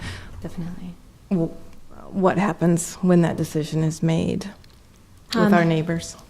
Definitely. And we did have an on-site supervisor as well as our technicians out there as well. And it is my understanding, I believe it was Jason LeMay, that the on-site supervisor that was out there. Ultimately, the final decision to remove the curb, I do not believe was really discussed with Mr. Wildman. I think it was ultimately just a decision that was made after looking at the condition and making the best decision on the spot, that it was just made by our crews out there. So we could understand perhaps why, when you get the bill for something you may have not known was coming, or it could be disputed, why we're here today. Absolutely. I understand that the frustration of unknown costs at the time. Unfortunately, when we're in the middle of replacing these and things move pretty quickly because we want to make sure everyone has water restored as fast as possible, that some decisions just have to be made in the moment. And we try to do it as limited as possible so we don't incur these large costs, but sometimes they're inevitable. Thank you. Councilperson Washington. Thank you, Mr. Chairman. Director Elliott, I have a question about something you'd said earlier. So I'm going to go in the timeline. I'm going to go before the curb was removed. So the hydrant is being flushed, and you alluded earlier that the crew realized the ground was saturated and had some concern that the curb might cave in. And of course, trying to be safe, you don't want it to fall on someone, so they removed it. But I'm going to go to the saturation point. And so when the hydrant was flushed, was there any other way for the water to be directed so that it would not have washed out the curb? If they knew the ground was saturated and they had a lot to flush and it was uphill of the excavation. Right. They definitely try to get the hydrants to run within the water so then it can go down the the storm drains that way. But obviously, with the proximity, some of it does rush over, especially with the hole in the ground. So you do get that filling up. They try to avoid it, but the hydrants are located where they are, which, when it's uphill, does unfortunately seep into it. It's my understanding that in this neighborhood, that was the only way they could flush all of the lines and make sure that the water was restored and safe for the residents to turn on their water, is my understanding. Okay, thank you. Any other questions for Director Elliott? Not seeing any. Thank you. You guys like to say anything else at this point?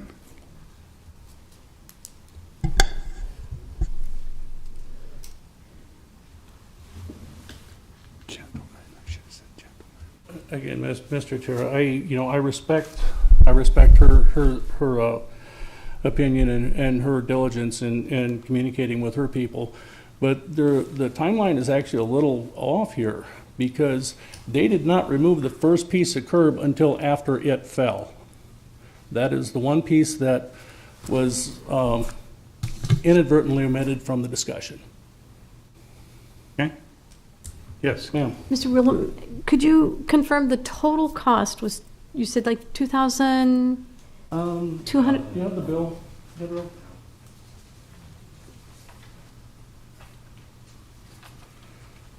The bill from John Henry Plumbing for Andrew was $2,200, ma'am.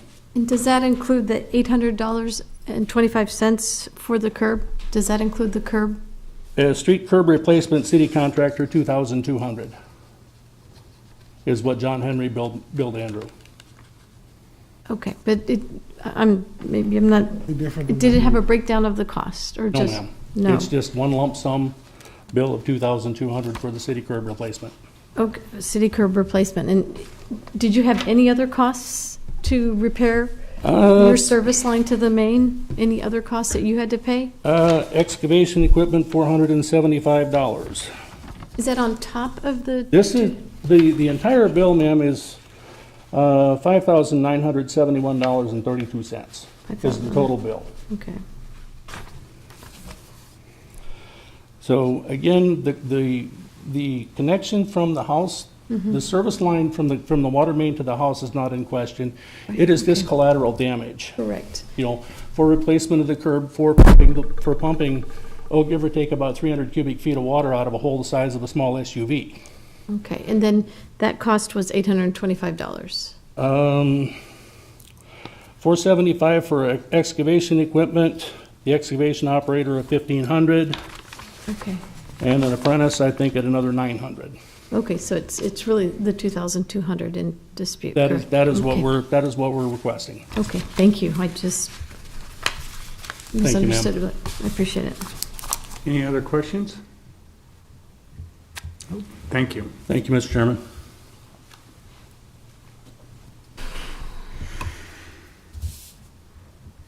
Okay, we can move on. Or anybody else like to come forward on this item? On item 5D, accepting and approving the reports for new and impending claims. None? Okay. We can move on to vote on resolutions. Item 5A is Comprehensive Plan Conformance 20016 application of the Urban Development Director to review as to the conformance with the 2040 Lincoln Lancaster Comprehensive Plan, a proposed amendment to the Yolande Avenue redevelopment plan, adding the Revolution Wraps redevelopment project on the property generally located at 1801 Cornhusker Highway, introduced by Christensen. So moved. Second. Been moved and seconded by Councilperson Ward. Any comments, questions? Seeing none, let's call the roll. Ward? Yes. Washington? Yes. Bowers? Yes. Raybold? Yes. Christensen? Yes. Schob? Yes. McGinnis? Yes. Motion carried 7-0. Item 5B is Comprehensive Plan Conformance 20017, application of the Urban Development Director to review as to conformance with the 2040 Lincoln-Lancaster County Comprehensive Plan for proposed new south of downtown redevelopment and strategic plan, which consists of 263.5 acres, generally located in an area bounded by South 10th Street, South 17th Street, A Street, and L Street, introduced by Christensen. So moved. Second? Been moved and seconded by Councilperson Raybold. Comment, Councilperson Raybold. I'd like to make a motion to amend number 1. Second. Been moved and And- seconded by Councilperson Washington. And the reason for this is the executive summary report was inadvertently attached as attachment A. The full redevelopment plan would replace the executive summary report if this motion is adopted. Okay. Any other questions, thoughts? Okay, we can call the motion on, call the question on the motion to amend. Am I calling the roll? Yes. Okay. Yes. Call the roll, please. Raybold? Yes. Washington? Yes. Ward? Yes. Schob? Yes. Christensen? Yes. Bowers? Yes. McGinnis? Yes. Motion carried 7-0. Okay, any other comments or questions on the main motion? There's a Are second. you going This to? is, this is motion to amend number 2? Yes, I'd Okay. like to make a motion to amend number 2. Second. Been moved and seconded that we move, motion to amend number 2. And this motion to amend the south of downtown redevelopment and strategic plan in a manner that reflects concerns raised by constituents at the Planning Commission hearing when this plan was considered. Okay. Any comments or questions about the motion to amend number 2? Seeing none, please call the roll. Washington? Yes. Raybold? Yes. Ward? Yes. Bowers? Yes. Christensen? Yes. Schob? Yes. McGinnis? Yes. Motion carried 7-0. Okay. Now the main motion. Any, yes, Councilperson Ward.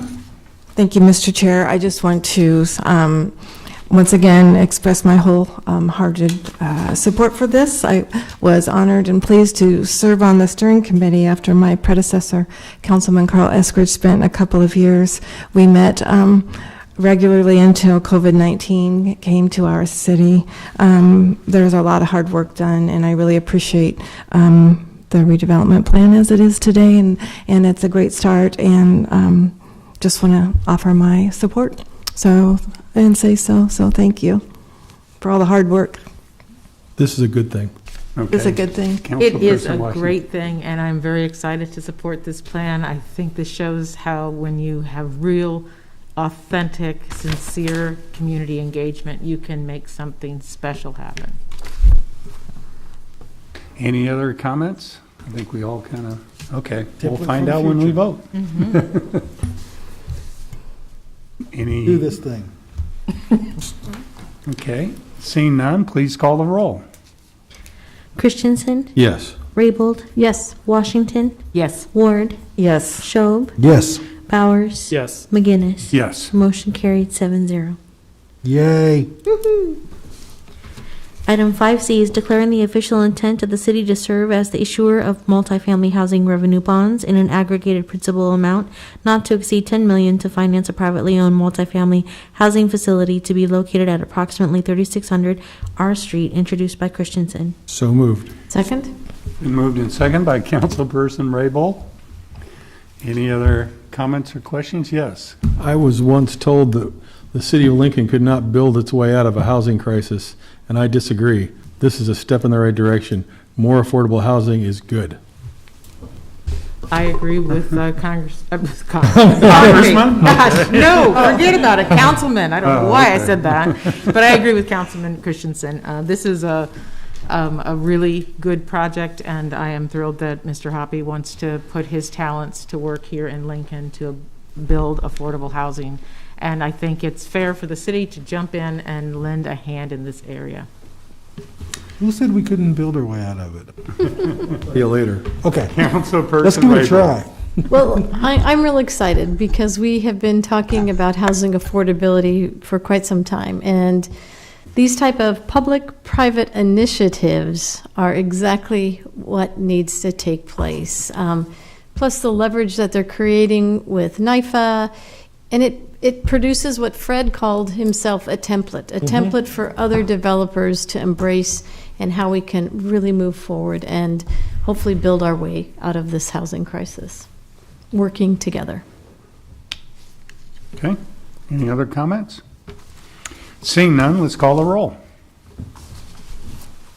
Schob, Yes. Christensen, Yes. Bowers, Yes. Washington, Yes. Ward, Yes. Raybold, Yes. McGinnis. Yes. Motion carried 7-0.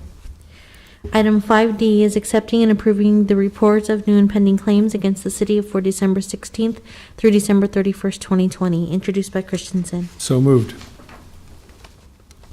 Seconded. It's Thank been you. moved to the second by Councilman Bowers. We wake up here. Any other comments or questions at this point? Look to your left, that gentleman. Yes. While I feel for the claimant about the water damage and the curb work, it's pretty evident to me that but for the line break that was on the private line, none of this would have happened. And I think the city is correct in advising us to deny the claim. Any other comments or questions on this item? Okay, seeing none, let's call the roll. Schob, Yes. Christensen, Yes. Raybold, Yes. Ward, Yes. Washington, Yes. Bowers, Yes. McGinnis. Yes. Motion carried 7-0. Okay, everyone, we're at our 2-hour mark. Let's Do we have want two to- more items, though?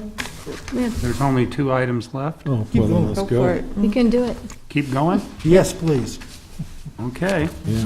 let's move on to ordinances and second readings, public hearing. Item 6A is Street and Alley Vacation 20005, application of Lincoln Federal Bancorp, Inc. to vacate South 34th Street from Tree Line Drive south to its terminus generally located at South 34th Street and Tree Line Drive. Good evening now. Now it's evening. Council members. Brad Marshall with Olson here before you this evening to talk about a right-of-way vacation. Yeah. And so, first things first, it's not very common for one of the new developments to have right-of-way coming forward to you for vacation shortly 2 years after it had been dedicated. But I'll try to do my best. It's fairly straightforward. Some of this has been brought forward to you before. So I do have a little map here. The south, this is generally in the area of 40th and Rokeby. We had brought forward a PUD previously adjacent to Rokeby Road, which is adjacent to Upper Salt Creek. During that PUD submittal, we actually asked for the elimination of South 34th Street. And so I'm here today to kind of follow through with the elimination of 34th as it was approved. And in Wilderness Hills, which is the development up on the north side, and I've highlighted the area right there that is part of that right-of-way vacation. It was actually dedicated, the streets, sewers, water mains, and so forth. All the infrastructure is actually put into the right-of-way. And now that's being cleaned up. As part of this process, first is to get the vacation brought forward and hopefully approved with you, and then we can proceed in the elimination and relocation of the facilities, which will then open up the way for the improvements that we promised as far as the Wilderness Hills PUD, South PUD, which included the bike trail connectors and so forth from the development. So here is on the other upper side, which is Wilderness Hills 8th edition. This stub street to South 34th Street had actually been included, and instead an 8-foot wide trail connector will actually be constructed in its place. And connected to this future Cabot Trail that will be extended someday. We did have the city look at the value of this property, and it was determined that the relocation of those facilities and so forth would outweigh any value that right-of-way would have. And so they determined a value that would be basically in trade of those relocation costs that the developer will take care of. If you have any questions, I would be happy to answer them. Any questions for Mr. Marshall? Mr. Marshall, do you have another map? Yeah, I'm having trouble getting my bearings. Do you have? So, yep, I have a couple. So this is a close-up of the area. It will be dedicated partially as an outlot that will have that trail that would be included into it. Some will be retained for like storm sewer and overflow routes. And then partially, some of it will go into a developable lot. So not all of it will be retained as no value, but like I said, Michelle Backmeyer was very helpful in looking at the costs as we worked out the deal and showing that the costs outweigh or in equal or excess of the value of the property. So in addition to that, I'll turn to maybe a larger map. Here's 27th Street on the left side, Rokeby, and 40th Street. So this right here is that area of vacation, that little stub street that is currently there. Does that help? Yes, it does. Thank you very much.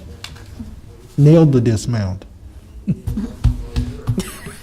Yes, Councilperson Raybold. Could you show me on the smaller map of the vacated street where the easements for, you said for, was it utilities or what would it be?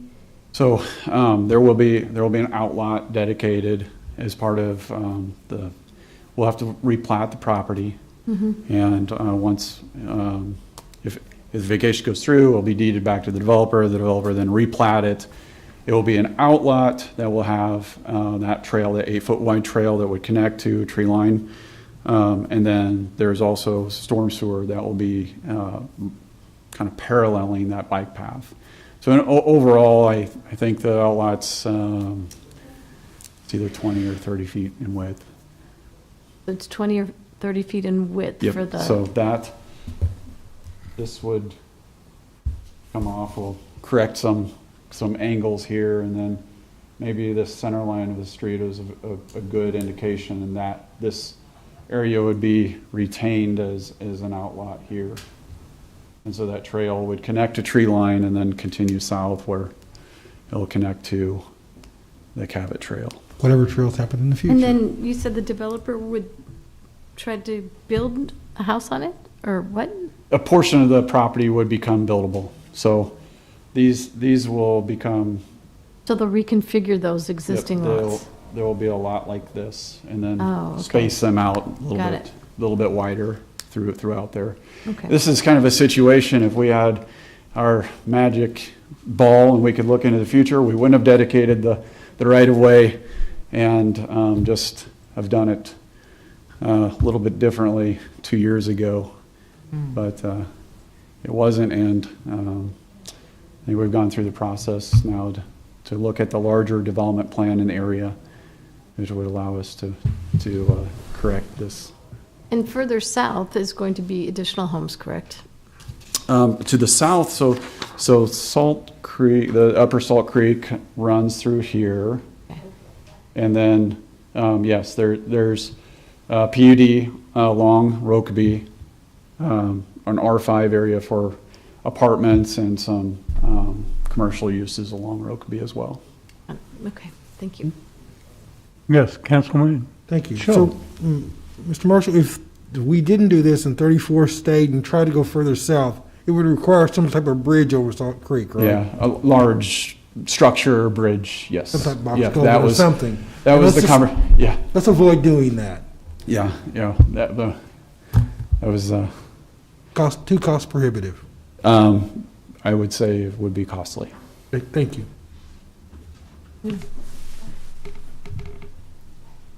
Mhm. I'm good. That was my question about the bridge. Any other questions? But you are planning on building a bridge, or is it a culvert over the Yep. creek at this point for the trail? The trail will still require a culvert to be placed, and yeah, it's still a fairly large structure for trail standards, I guess, but yes, that is part of the plan to build that and make sure that those trails connect. Any other questions? Okay. Thank you. Thank you. Anybody else like to come forward to speak on this item? What? Nobody else? Oh, geez. They're saving for the next one. Yeah. Okay, we can move on to 6B. Thank you. Be safe. Item 6B is amending Title IX Public Peace and Welfare of the Lincoln Municipal Code relating to setting maximum fee for third-party food delivery services by creating a new chapter numbered 9.60 entitled Third-Party Food Delivery Fees During an Emergency to prohibit excessive profiteering during times of emergency. Good afternoon, everyone. Chris Connolly, City Law Department. Yay. Nothing like being the last one on the agenda, but, that's the way it goes. So today, we are talking about an ordinance that was proposed by Councilwoman Ward that I have drafted. And in essence, what this does is places a cap on third-party food delivery fees of 15% as written. And it would also be, as written, it would be during any emergency. But I think we are expecting to have some changes that we will talk about here in a little bit. And there are some definitions and things like that in here. This ordinance came from one in Chicago. I had looked at a number of cities, and Chicago seemed to have the one that seemed to fit the best for what we could do here. And so I borrowed heavily from there. Anyway, with that, Ms. Ward, if you would like to explain a little more what you want to do here. Sure. And thank you for being here, Mr. Connolly. So thank you, Mr. Chair. If I can just go ahead and interrupt anytime if I say something illegal. I know that he will. So we're here today. Almost 8 weeks ago, my colleagues and I received an email from Brian Kitten, who is also here today, owner and operator of Brewski's, providing us with some research regarding how other municipalities across the country, as Chris mentioned, Mr. Connolly mentioned Chicago's ordinance, are responding to the needs of restaurants as it relates to third-party delivery services during the pandemic. Mr. Kitten's question to the council at that time was, could we do something similar in Lincoln?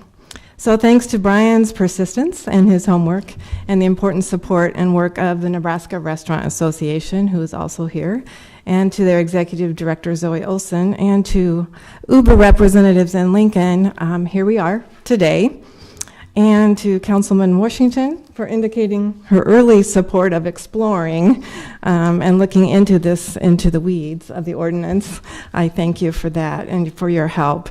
And again, to Mr. Connolly, thanks for taking me back to school on how this could work here in Lincoln, and again, how other cities are doing this across the country and responding to restaurants and third-party delivery services to help during the time of COVID-19. I realize that for our local restaurants, we cannot enact this ordinance soon enough, and we dealt with the holidays in December when this first came up, and then we had a record snowstorm last week, and our council meeting and this hearing was postponed until today. So thank you all for your patience and for your perseverance.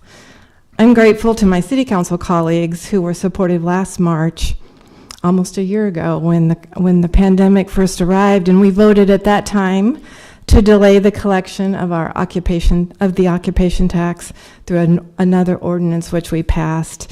And that helped at that time our local restaurants who we knew needed some help, Who knew we'd be here almost a year later, still looking for ways to do one more thing where we could assist our local businesses and our restaurants in their survival during the pandemic that has raged on.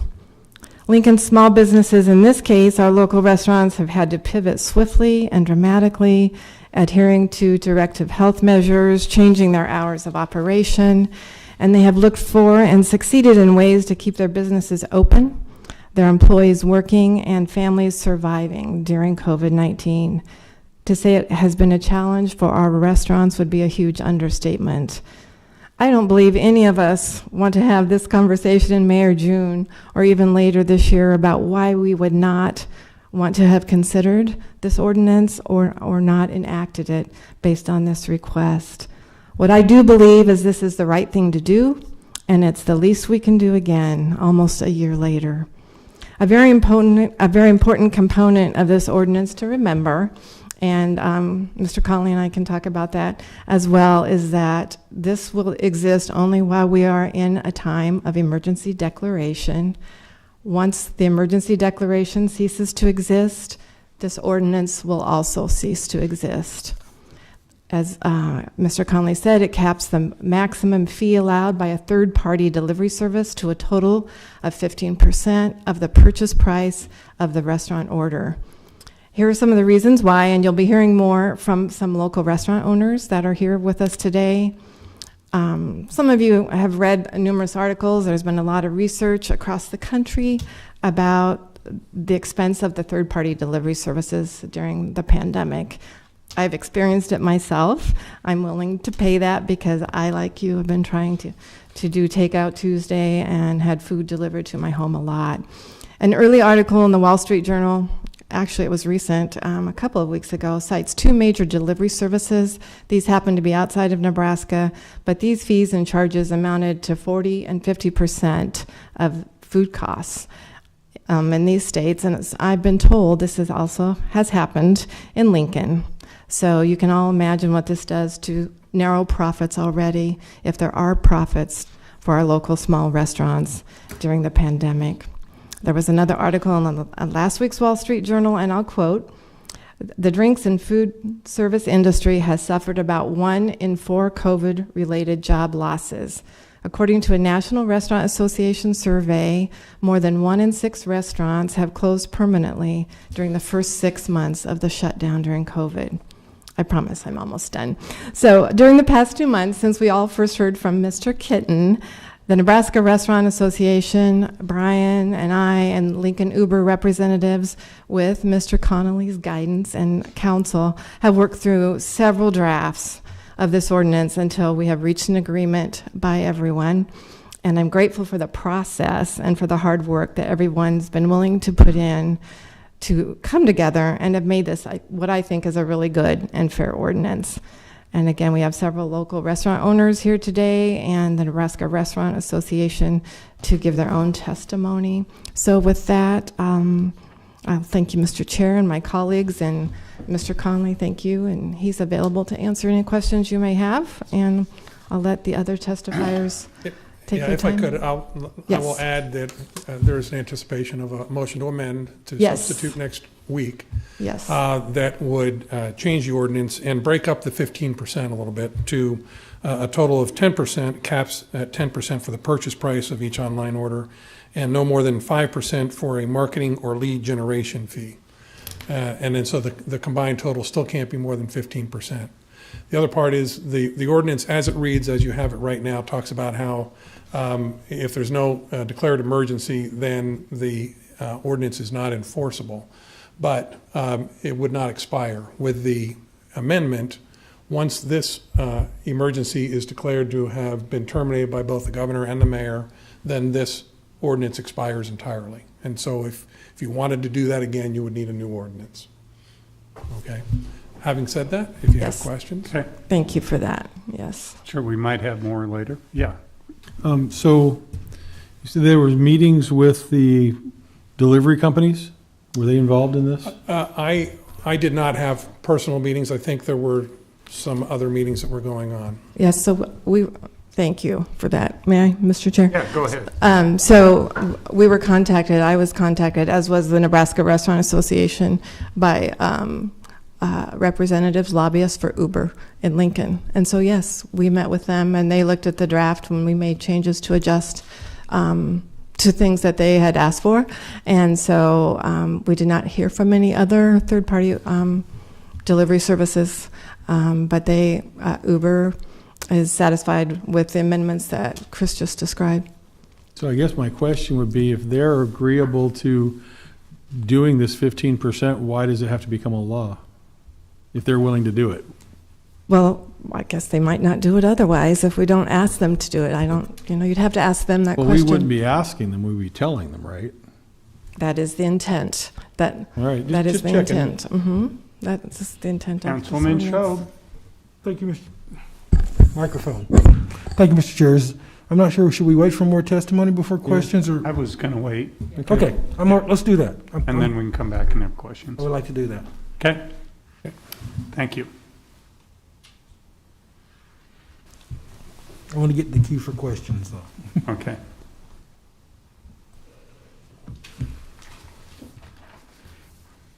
Good evening now, I believe. Good evening, exactly. The afternoon is gone. Thank you, Chairperson and members of the council. My name is Brian Kitten, Brian Kitten. Live at 2410 Devonshire Drive, Lincoln, Nebraska 68506. Formalities are gone. Okay. Really want to express my thanks to Tammy. She really carried the weight on this and got this to this point, this ordinance to this point, and I do thank you for that.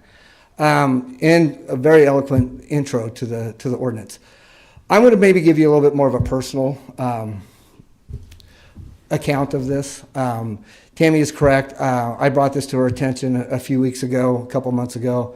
I was reading a trade magazine about what the city of Chicago did, and I quickly sent out an email saying, hey, is there something that Lincoln can do to help out the restaurant industry?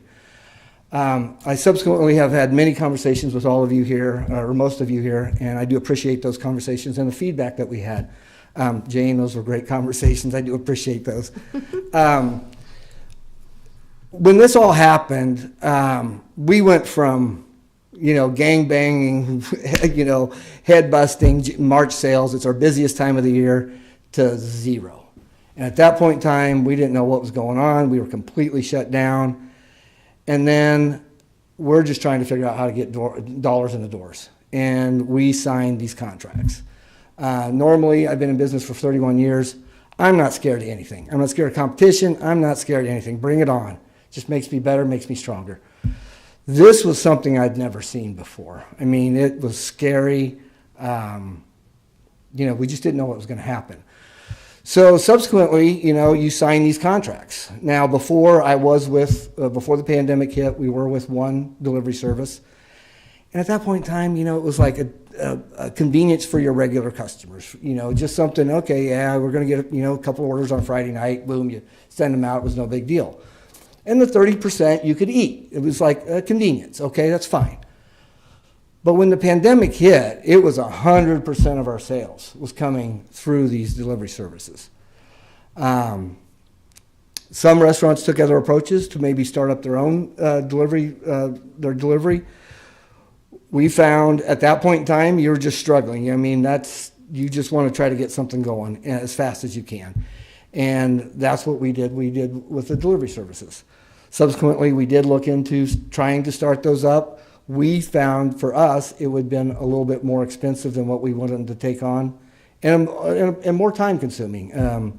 We checked with our insurance company about starting our own delivery, and he said it would be about $5,000 to $6,000 per location per year to insure our drivers and to do it the right way. And then there's always the developing an online ordering system, which we didn't have, or an app, which we don't have. And those are very time consuming and very expensive. And at that point in time, there's not much coming in, guys. You don't want to go out and bite off a big expenditure when you have nothing coming in. Very little. I shouldn't say nothing. Very little. So, best case scenario, I would have liked this to be back in April of last year. That's not where we're at. We're in January of this year, of 2021. Lincoln is also in a more restrictive DHM than any other community in the state. I think the governor just went to green, which literally means no restrictions other than whatever local mask mandates are on the local level. We're not there. And I'm not here to debate that, and I'm not here to say right, wrong, or indifferent. I'm just saying we're not there. We've been asked to do this for the public health of the city of Nebraska, or the city of Lincoln, and all we're asking for is maybe just a little help to maybe reduce those fees a little bit and to get us a little bit more revenue into our restaurants, and to pay our staff, keep our doors open, pay our rent, pay our utilities, and do all that stuff. And as it's been pointed out, when this emergency declaration is over, the ordinance goes away completely. It's not that it remains on the books, it's just gone. And that's all we're asking. I mean, I'm not asking for a handout, I'm just asking for a little help, that's all. And with that, I would answer any questions that you may have. We have any questions for Mr. Kitten? Thank you for keeping your doors open and keeping your people employed. We're trying.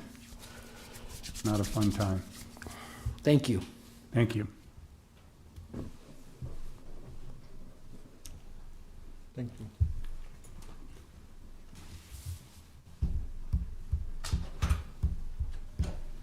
Hello, council members. My name is Doug Days, D-A-I, Aziz and Zebra E, and I'm here as the first vice president of the Nebraska Restaurant Association, representing our wonderful community here in Nebraska. I can't say thank you enough to Mr. Kitten, who has taken on this, really a champion of what would be considered a challenging part of your bottom line at anything that's 30%, as anyone in this building would probably agree. We think that the law makes perfect sense. We appreciate all the support and that has come before us for this bill, or this ordinance, excuse me. As you guys know, the restaurant industry here in Lincoln, we have a lot of employees. We are the largest collector and remitter of the occupation tax in Lincoln. As goes the restaurant industry, so goes the economy here in Lincoln. And you're all very much in tune to, the closings we've had, not just in the city, but also across our state and nation. Excessive fees charged by third-party liability companies further erodes the profitability of Lincoln's restaurants. We've seen many closings, as I've said, and there'll be more financial hits for restaurants to come as we have many challenges before us. Many. Our industry is a major employer in the city and state. Without our business, unemployment will rise. Please vote for this ordinance. As an NRA member, again, I cannot thank Mr. Kitten from Bursky's not only for the great cold beer, but also for to really come forward with this, to bring it to the attention. Oftentimes, you're all a little nervous to be the first to speak up, and I will tell you, I'm very, very proud of Brian for doing that. As an operator, so I will speak now as an owner-operator of World Eats Company, we do not use a third-party delivery service. We chose not to. We do have them in our building from time to time, picking up orders. We have pretty much limited that to 0 recently because there's just so many mistakes that happen, and we end up looking like we're the ones that are doing things wrong. We do have our own delivery service and our own online platform, and I would ask that the delivery companies would at least mention, to those folks. Another thing that does bother me is when they use our menus without our permission. They do that constantly. Charge higher prices than we price, and they're charging fees on both ends. It doesn't make sense to the consumer, it doesn't make sense to our industry. And so, as an advocate of the Nebraska Restaurant Association, I encourage you strongly to do this, to support and help my peers that need this. We would love it, but we're not for it personally, the service. We provide our own. But again, it would give them a tremendous opportunity to get their products out, help our tax collection, help our employees go to work, more hours, more food being put on the trucks that come to our restaurant, more provisions, et cetera. So this really is a trickle down. The more guests that we get in our restaurants, the more food we serve, whether it's delivery or in our buildings. Today it's very hard to get them in our buildings. this would provide a great opportunity to get our food out. So I thank you very much for your time. Any questions? Thank you. Yes, question for Yes, ma'am. Sandra? Mr. Days, thanks for coming in and talking with us. I know that you're here representing the Nebraska restaurateurs, but would you mind letting us know again the name of your restaurant and where you're located? Yes, ma'am. We own World Eats Company. My wife and I started that restaurant, well, it'll be 9 years, April 1st, that we took over the pantry building. If you guys remember the King's days, of course, I call that hallowed ground that we walk on, but we do own the eatery restaurant. Okay. It is located on 48th Street between Normal and Van Dorn. And we hope you'll certainly patronize us. Thank you. Thank you very much. Thank you. Thank you, Council. Yeah, question? Sir, yes, for- yes. Yeah, I'm sorry, yes. That's quite all right. Thank you. My first question was the eatery question. My second question is the education messaging campaign. We're going to talk about all third-party apps, not just the two popular ones that everybody recognizes. And I think we'll clear that up a little bit more later on as we talk. But they've done a great job of convincing the public that's the only way to order. Has the Restaurant Association do they have any plans to educate the public that there are other options? You know, that's a great question. We need to do better. Zoe Olson's here, our director, and what a great question for her. I would love to sit down with her and do better at that, but we need to do better. For Zoe? Yeah, I'll wait for Zoe. Perfect, great. Any executive questions there for her? Great. No, you're fine. You're fine. Thank you very much, Council. You bet. Thank you.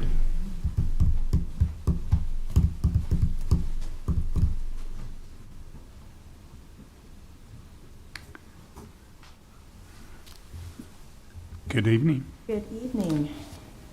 I'll have you step up to one of the mics. There you go. Sorry, it's been a long day. I've been over at the legislature this afternoon. That you have. It's been fun. So I'm Zoe Olson, Zoeolson. I live at 7224 Colfax Avenue in Lincoln, and I am the executive director of the Nebraska Restaurant Association. And I want to thank Tammy and Brian for all their work on this. I came into it a little bit later, but yes, to answer your question first, yes, we're looking at all this.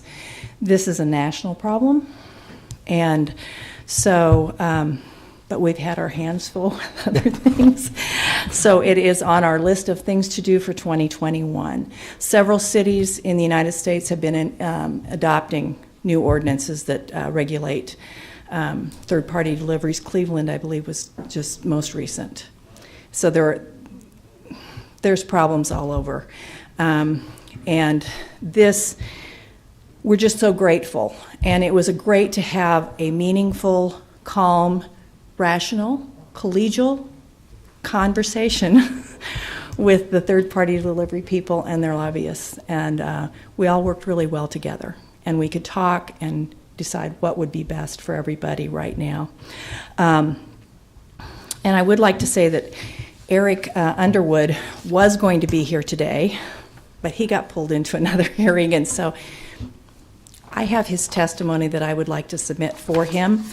And also, I have the most recent you a picture of what's happening here. And as Doug Day said, yes, we are the main collector and remitter of the occupation tax.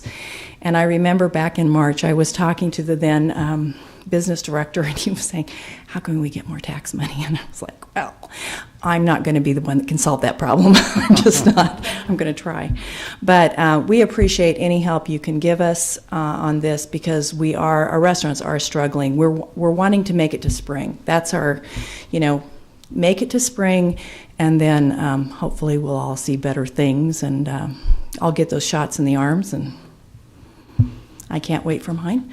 But anyway, if you have any questions. Yes, Councilperson Christensen. Ms. Olson, so in these other communities where this has been done, what happens next? Do the delivery services just say, okay, that's the way it is, or do they say, no, we're not going to deliver for you? Or do they say, we're just going to tack on the additional money onto the charges to the customer? There are more problems with or issues, I should say, challenges with the third-party delivery services than what is contained in this ordinance, this temporary emergency ordinance. It's a more comprehensive issue that we need to look at, but we didn't feel, with everything else that we're all dealing with COVID, this was the right time for us to say, oh, and by the way, throughout the country, there are bad actors. Surprise. I think Doug, I don't know if Doug said this, but he had some of the delivery services that when the dining room shut down, put on their websites that the eatery had no delivery services. There was no delivery food that could be taken out of his restaurant simply because he didn't Engage them. Yes. And so he called them.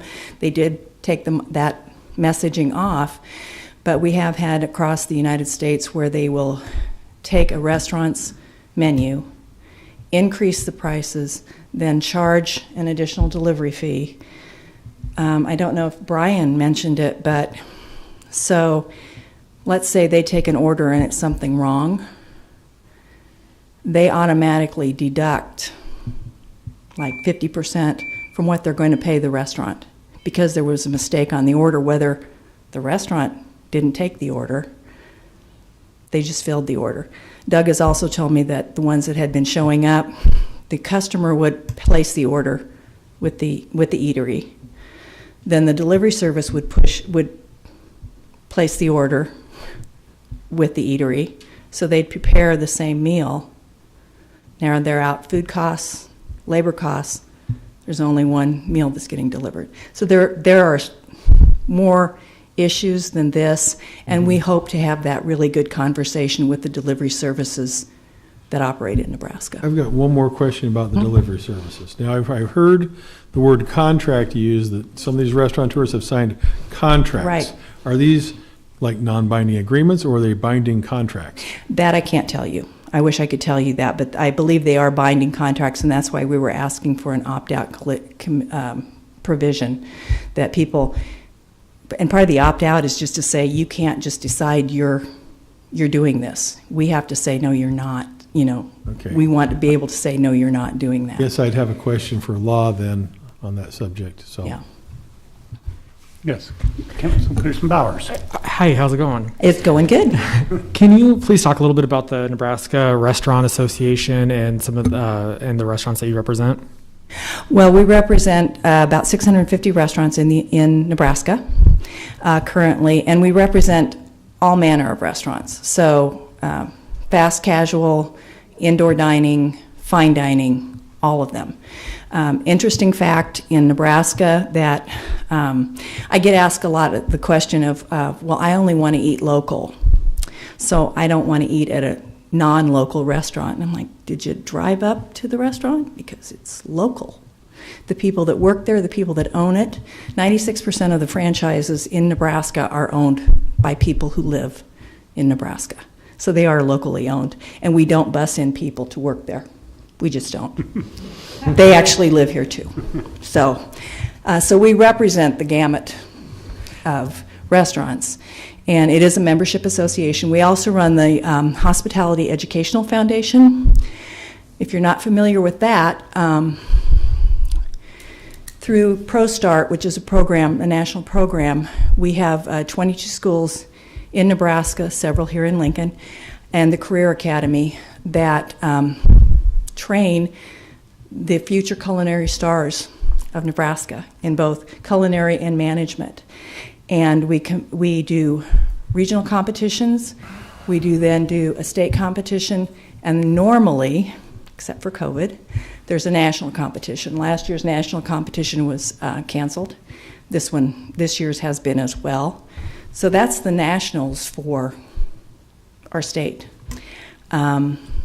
So this year, we're still doing competitions, but they're all virtual. So if you think of a cooking competition where nobody can taste the food, that's what we're doing. But we're doing them to keep our students engaged, and that's where our future stars come from in this profession.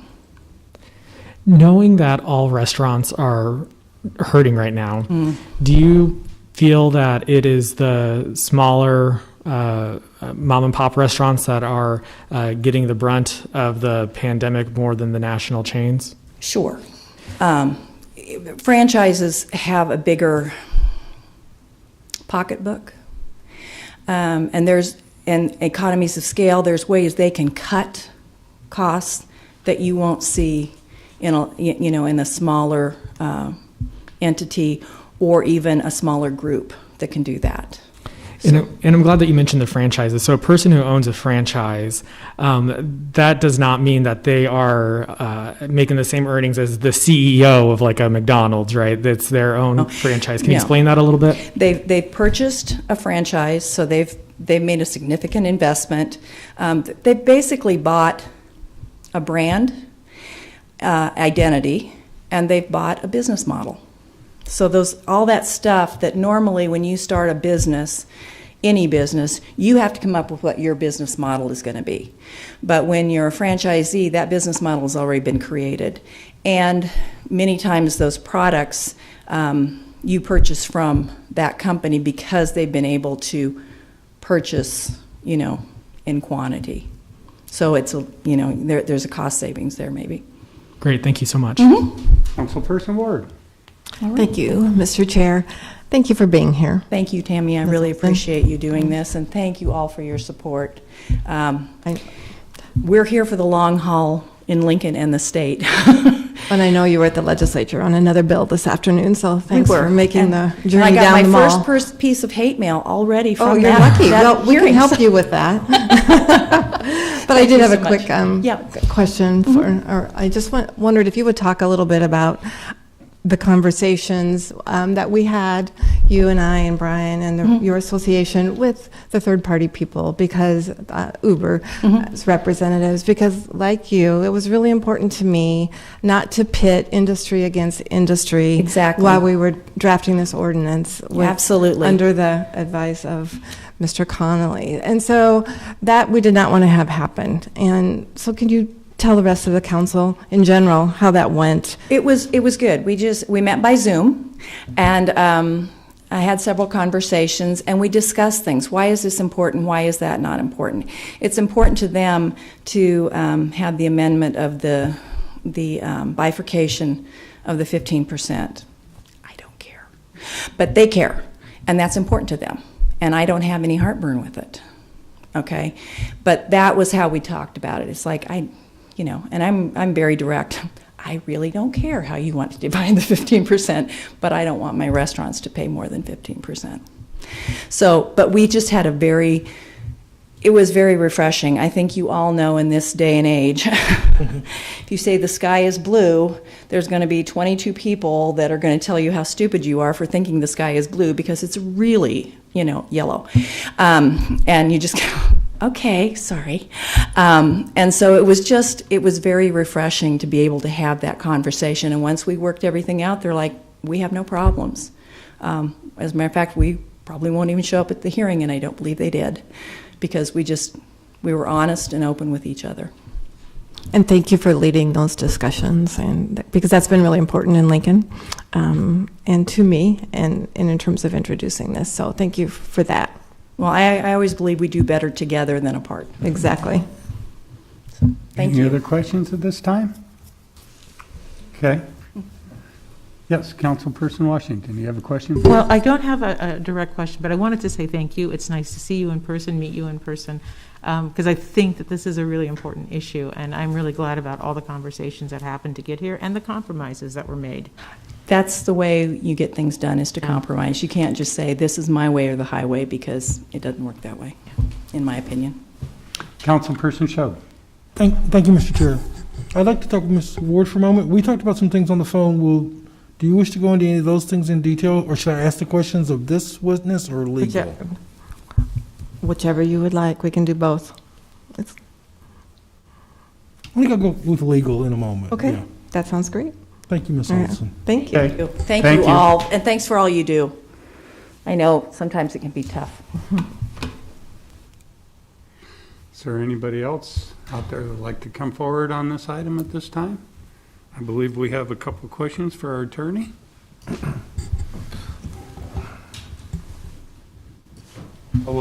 Can Yep, Councilman I'm okay with that. Christensen, Okay, sorry. so let's say this is passed.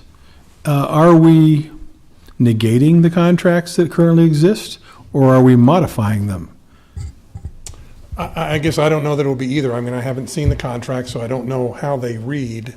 But they, to the extent that they stated 20%, let's say, then I suppose it would require them to renegotiate or amend their agreement.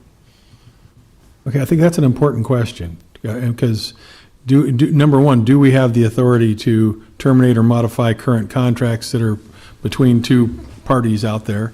And if we do, what if Grubhub decides, no, I don't like that, we didn't negotiate this, and what recourse could we be subjected to?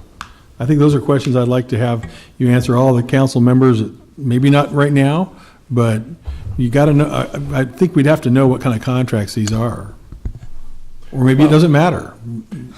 You know, if a restaurant wants to extricate themselves from those contracts, typically there will be some sort of a termination clause that will allow them to get out of that contract, in which case they would need to renegotiate with whoever it was anyway. And so I haven't seen them, so I don't know exactly how they read, but that is one mechanism that could be used. Otherwise, do we have concerns about constitutionality here? These kinds of ordinances have not been tested that way yet, so I guess we will see, but I think that this would pass a rational basis test if we had to get to that point. So you're saying we could do this with other contracts, with other businesses that enter into a contract between two parties? There are business that we could regulations. come in at a later date and tell them they're charging too much There on are that contract? There are business regulations that do get imposed in other circumstances, and so whether or not there's a mechanism to avoid a modification done by the city is still open for question. I guess, Chris, I think we wanted to know how Cleveland handled it, how Chicago has handled it, Yeah. how other municipalities have implemented this, what was the backlash from, and maybe Brian, I think you have some thoughts. Real quick on the contracts. They're I can call it tomorrow and cancel my contract. No problem whatsoever. Matter of fact, I did do that. I used to be with Uber and I canceled that contract. Just packed up my tablet, sent her away. They had no problem with it. There's no monetary damages, nothing. We can get out of the contract anytime, and they can kick me out anytime they want to. So it's basically an agreement that you'll say that, okay, I'll allow you to put my menu on your app, and I'll give you that much of that sale, and it's severable anytime you want to do it. So. Okay. That's what it counts. That's the way most contracts go. There's a way. If one party wants out, they're going to be able to get out. Okay. Any other questions at this time? Did Mr. Christensen have other No, questions? I think I'm good for now, but there's some questions I'm going to have answered before we get to the voting session, but that's next week. Okay. So. Well, then I have. Okay, Let me do that, and I'll be quick, and you can wrap up, right? That's fine, yeah. So, in my conversations with Councilwoman Ward, one of my concerns was, and she made me feel better about this, is we've talked about this only as Uber and occasionally DoorDash, and so it sounded like special legislation to me. She assured me that it wasn't just those two companies, it was a third party or something. Can you explain to me? Yeah, I think there are other companies that can do this. I don't, to be honest with you, I don't know how many companies are in Lincoln at the moment, but certainly other companies that wish to do it would be included. So I don't see it as special legislation. So how do we notify those companies or police this? Well, that's two different questions. In terms of notification, I think certainly Uber will be involved, and anyone else that they will, I'm sure, will be contacted by their restaurants, whoever they're working with. In terms of enforcement, it will have to be on a complaint basis, in which case we would probably ask LPD to investigate it and determine whether or not criminal charges are available. Were you involved in the conversations they had with the third parties? Did you get to? Not directly. I ended up getting one phone call from the Uber representative where we talked about the language, but by that time the the concept was already there. Thank you. That's it. Thank you, Mr. Chair. Yes, Councilperson Ward. Thank you, Mr. Chair. So just to go back to the contract questions, I guess to me, and thank you, Chris, for explaining that, and Mr. Kitten. To me, as a layperson, I have contracts, my snow removal people or whoever, you just cancel them. So to Mr. Christensen's point, maybe it would be like your clients, you know, they cannot come to see you. So I think it's pretty much a basic business principle, Councilman Christensen. So, and it's, you know, it's defensible. So, and explained by law. So I do have other but contracts that I couldn't do that. I'm talking. Thank you. Not to quote the vice president, but I'm speaking. So I think that takes care of I hope. If not, then we'll have more legal opinion or from some of our local restaurant owners. But if you have more questions, next week we do vote on the ordinance, so I'd like to address them now, if we can. So that was my other comment, Mr. Chair. Okay, Councilman So Christensen. the reason I asked that question is because I have several contracts that I couldn't just say I'm done now, because I would have financial liability trying to sever a contract.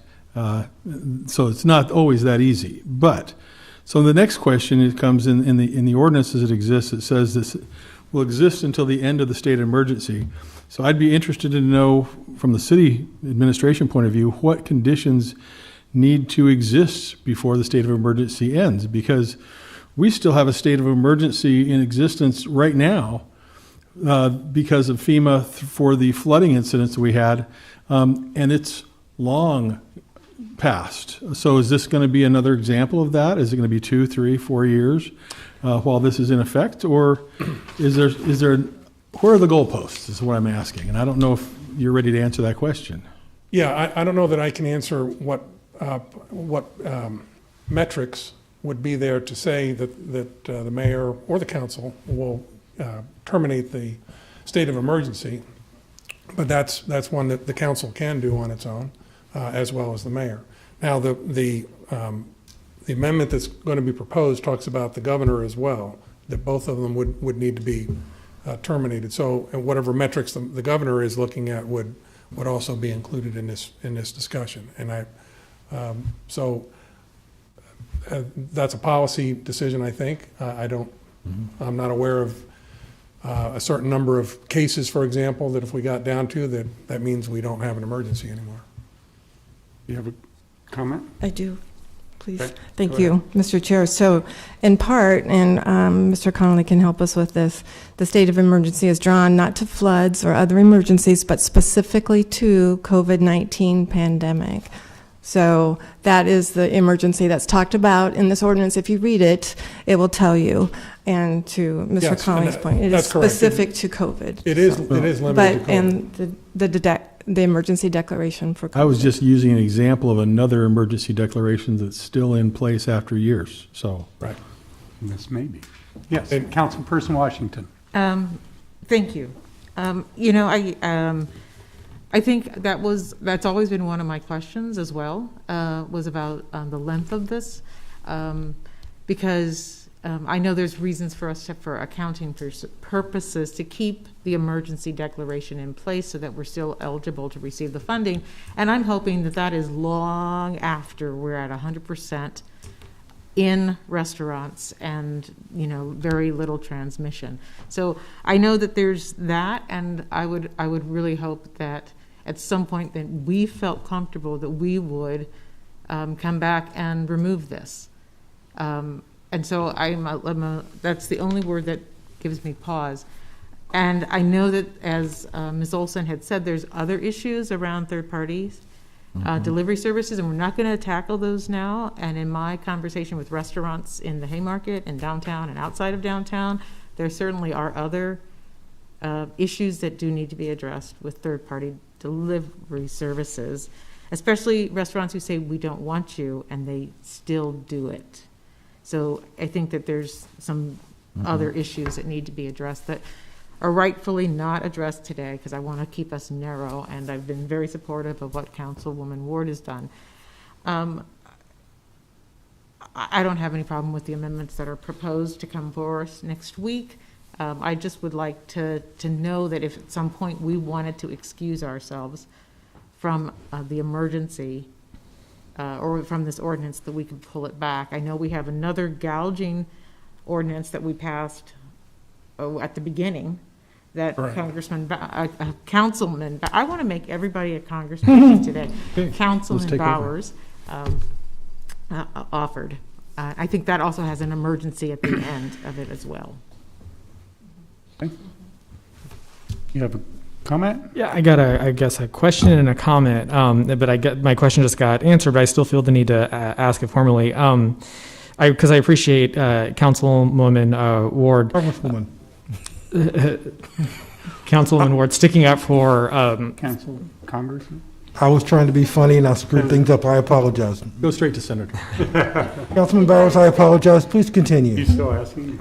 Yeah. Yeah, that was because I appreciate Councilwoman Ward sticking up for businesses, local businesses in Nebraska, and bringing this forward. Because to Mr. Councilman Shove's part, when we were talking about third-party apps, I did a little research, and with DoorDash, Uber Eats, Grubhub, GoPuff, all of them appear to be, from my quick Google search, a multi-billion-dollar company, which is not the majority of franchisees and restaurants in Nebraska.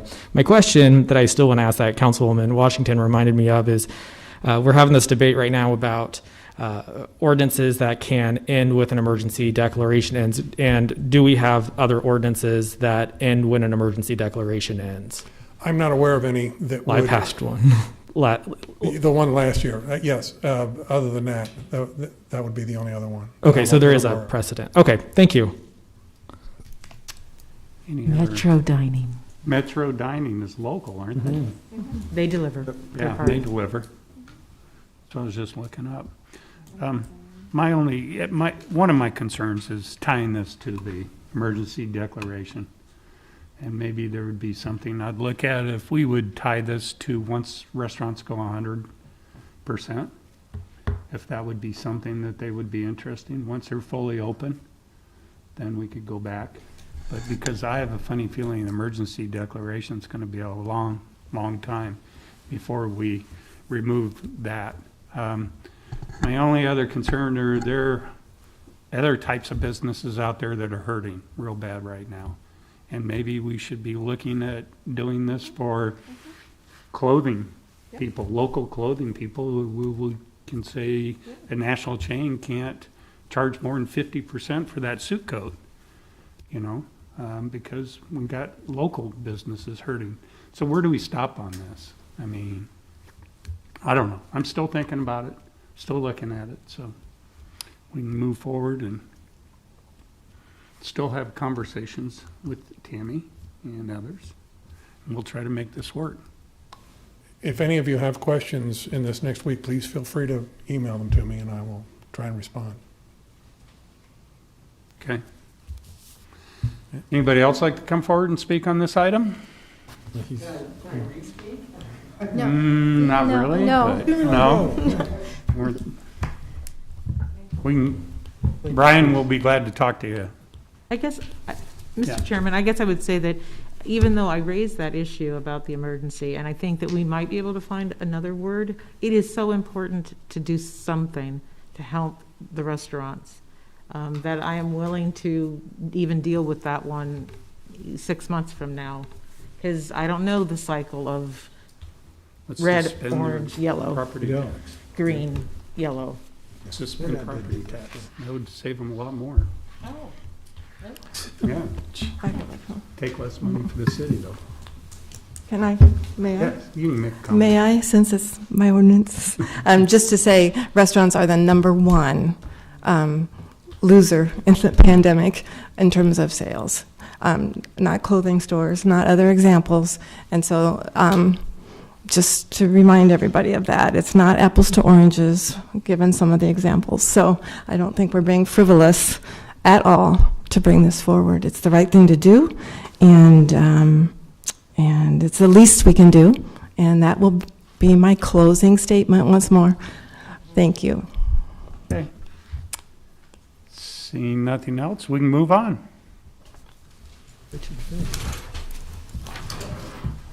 Section 7 is resolutions first reading, are items 7A through 7L. Ordinances first reading and related resolutions is Section 8, items 8A through,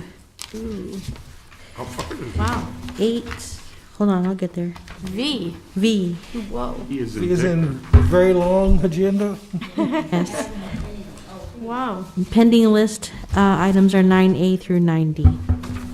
Mr. Chair, Yes. I would like to say remember the golden rule, and I move adjournment. Second. Been moved and seconded that we adjourn. Please call the roll.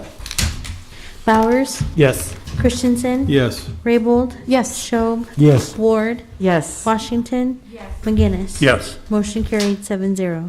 Thanks, everyone.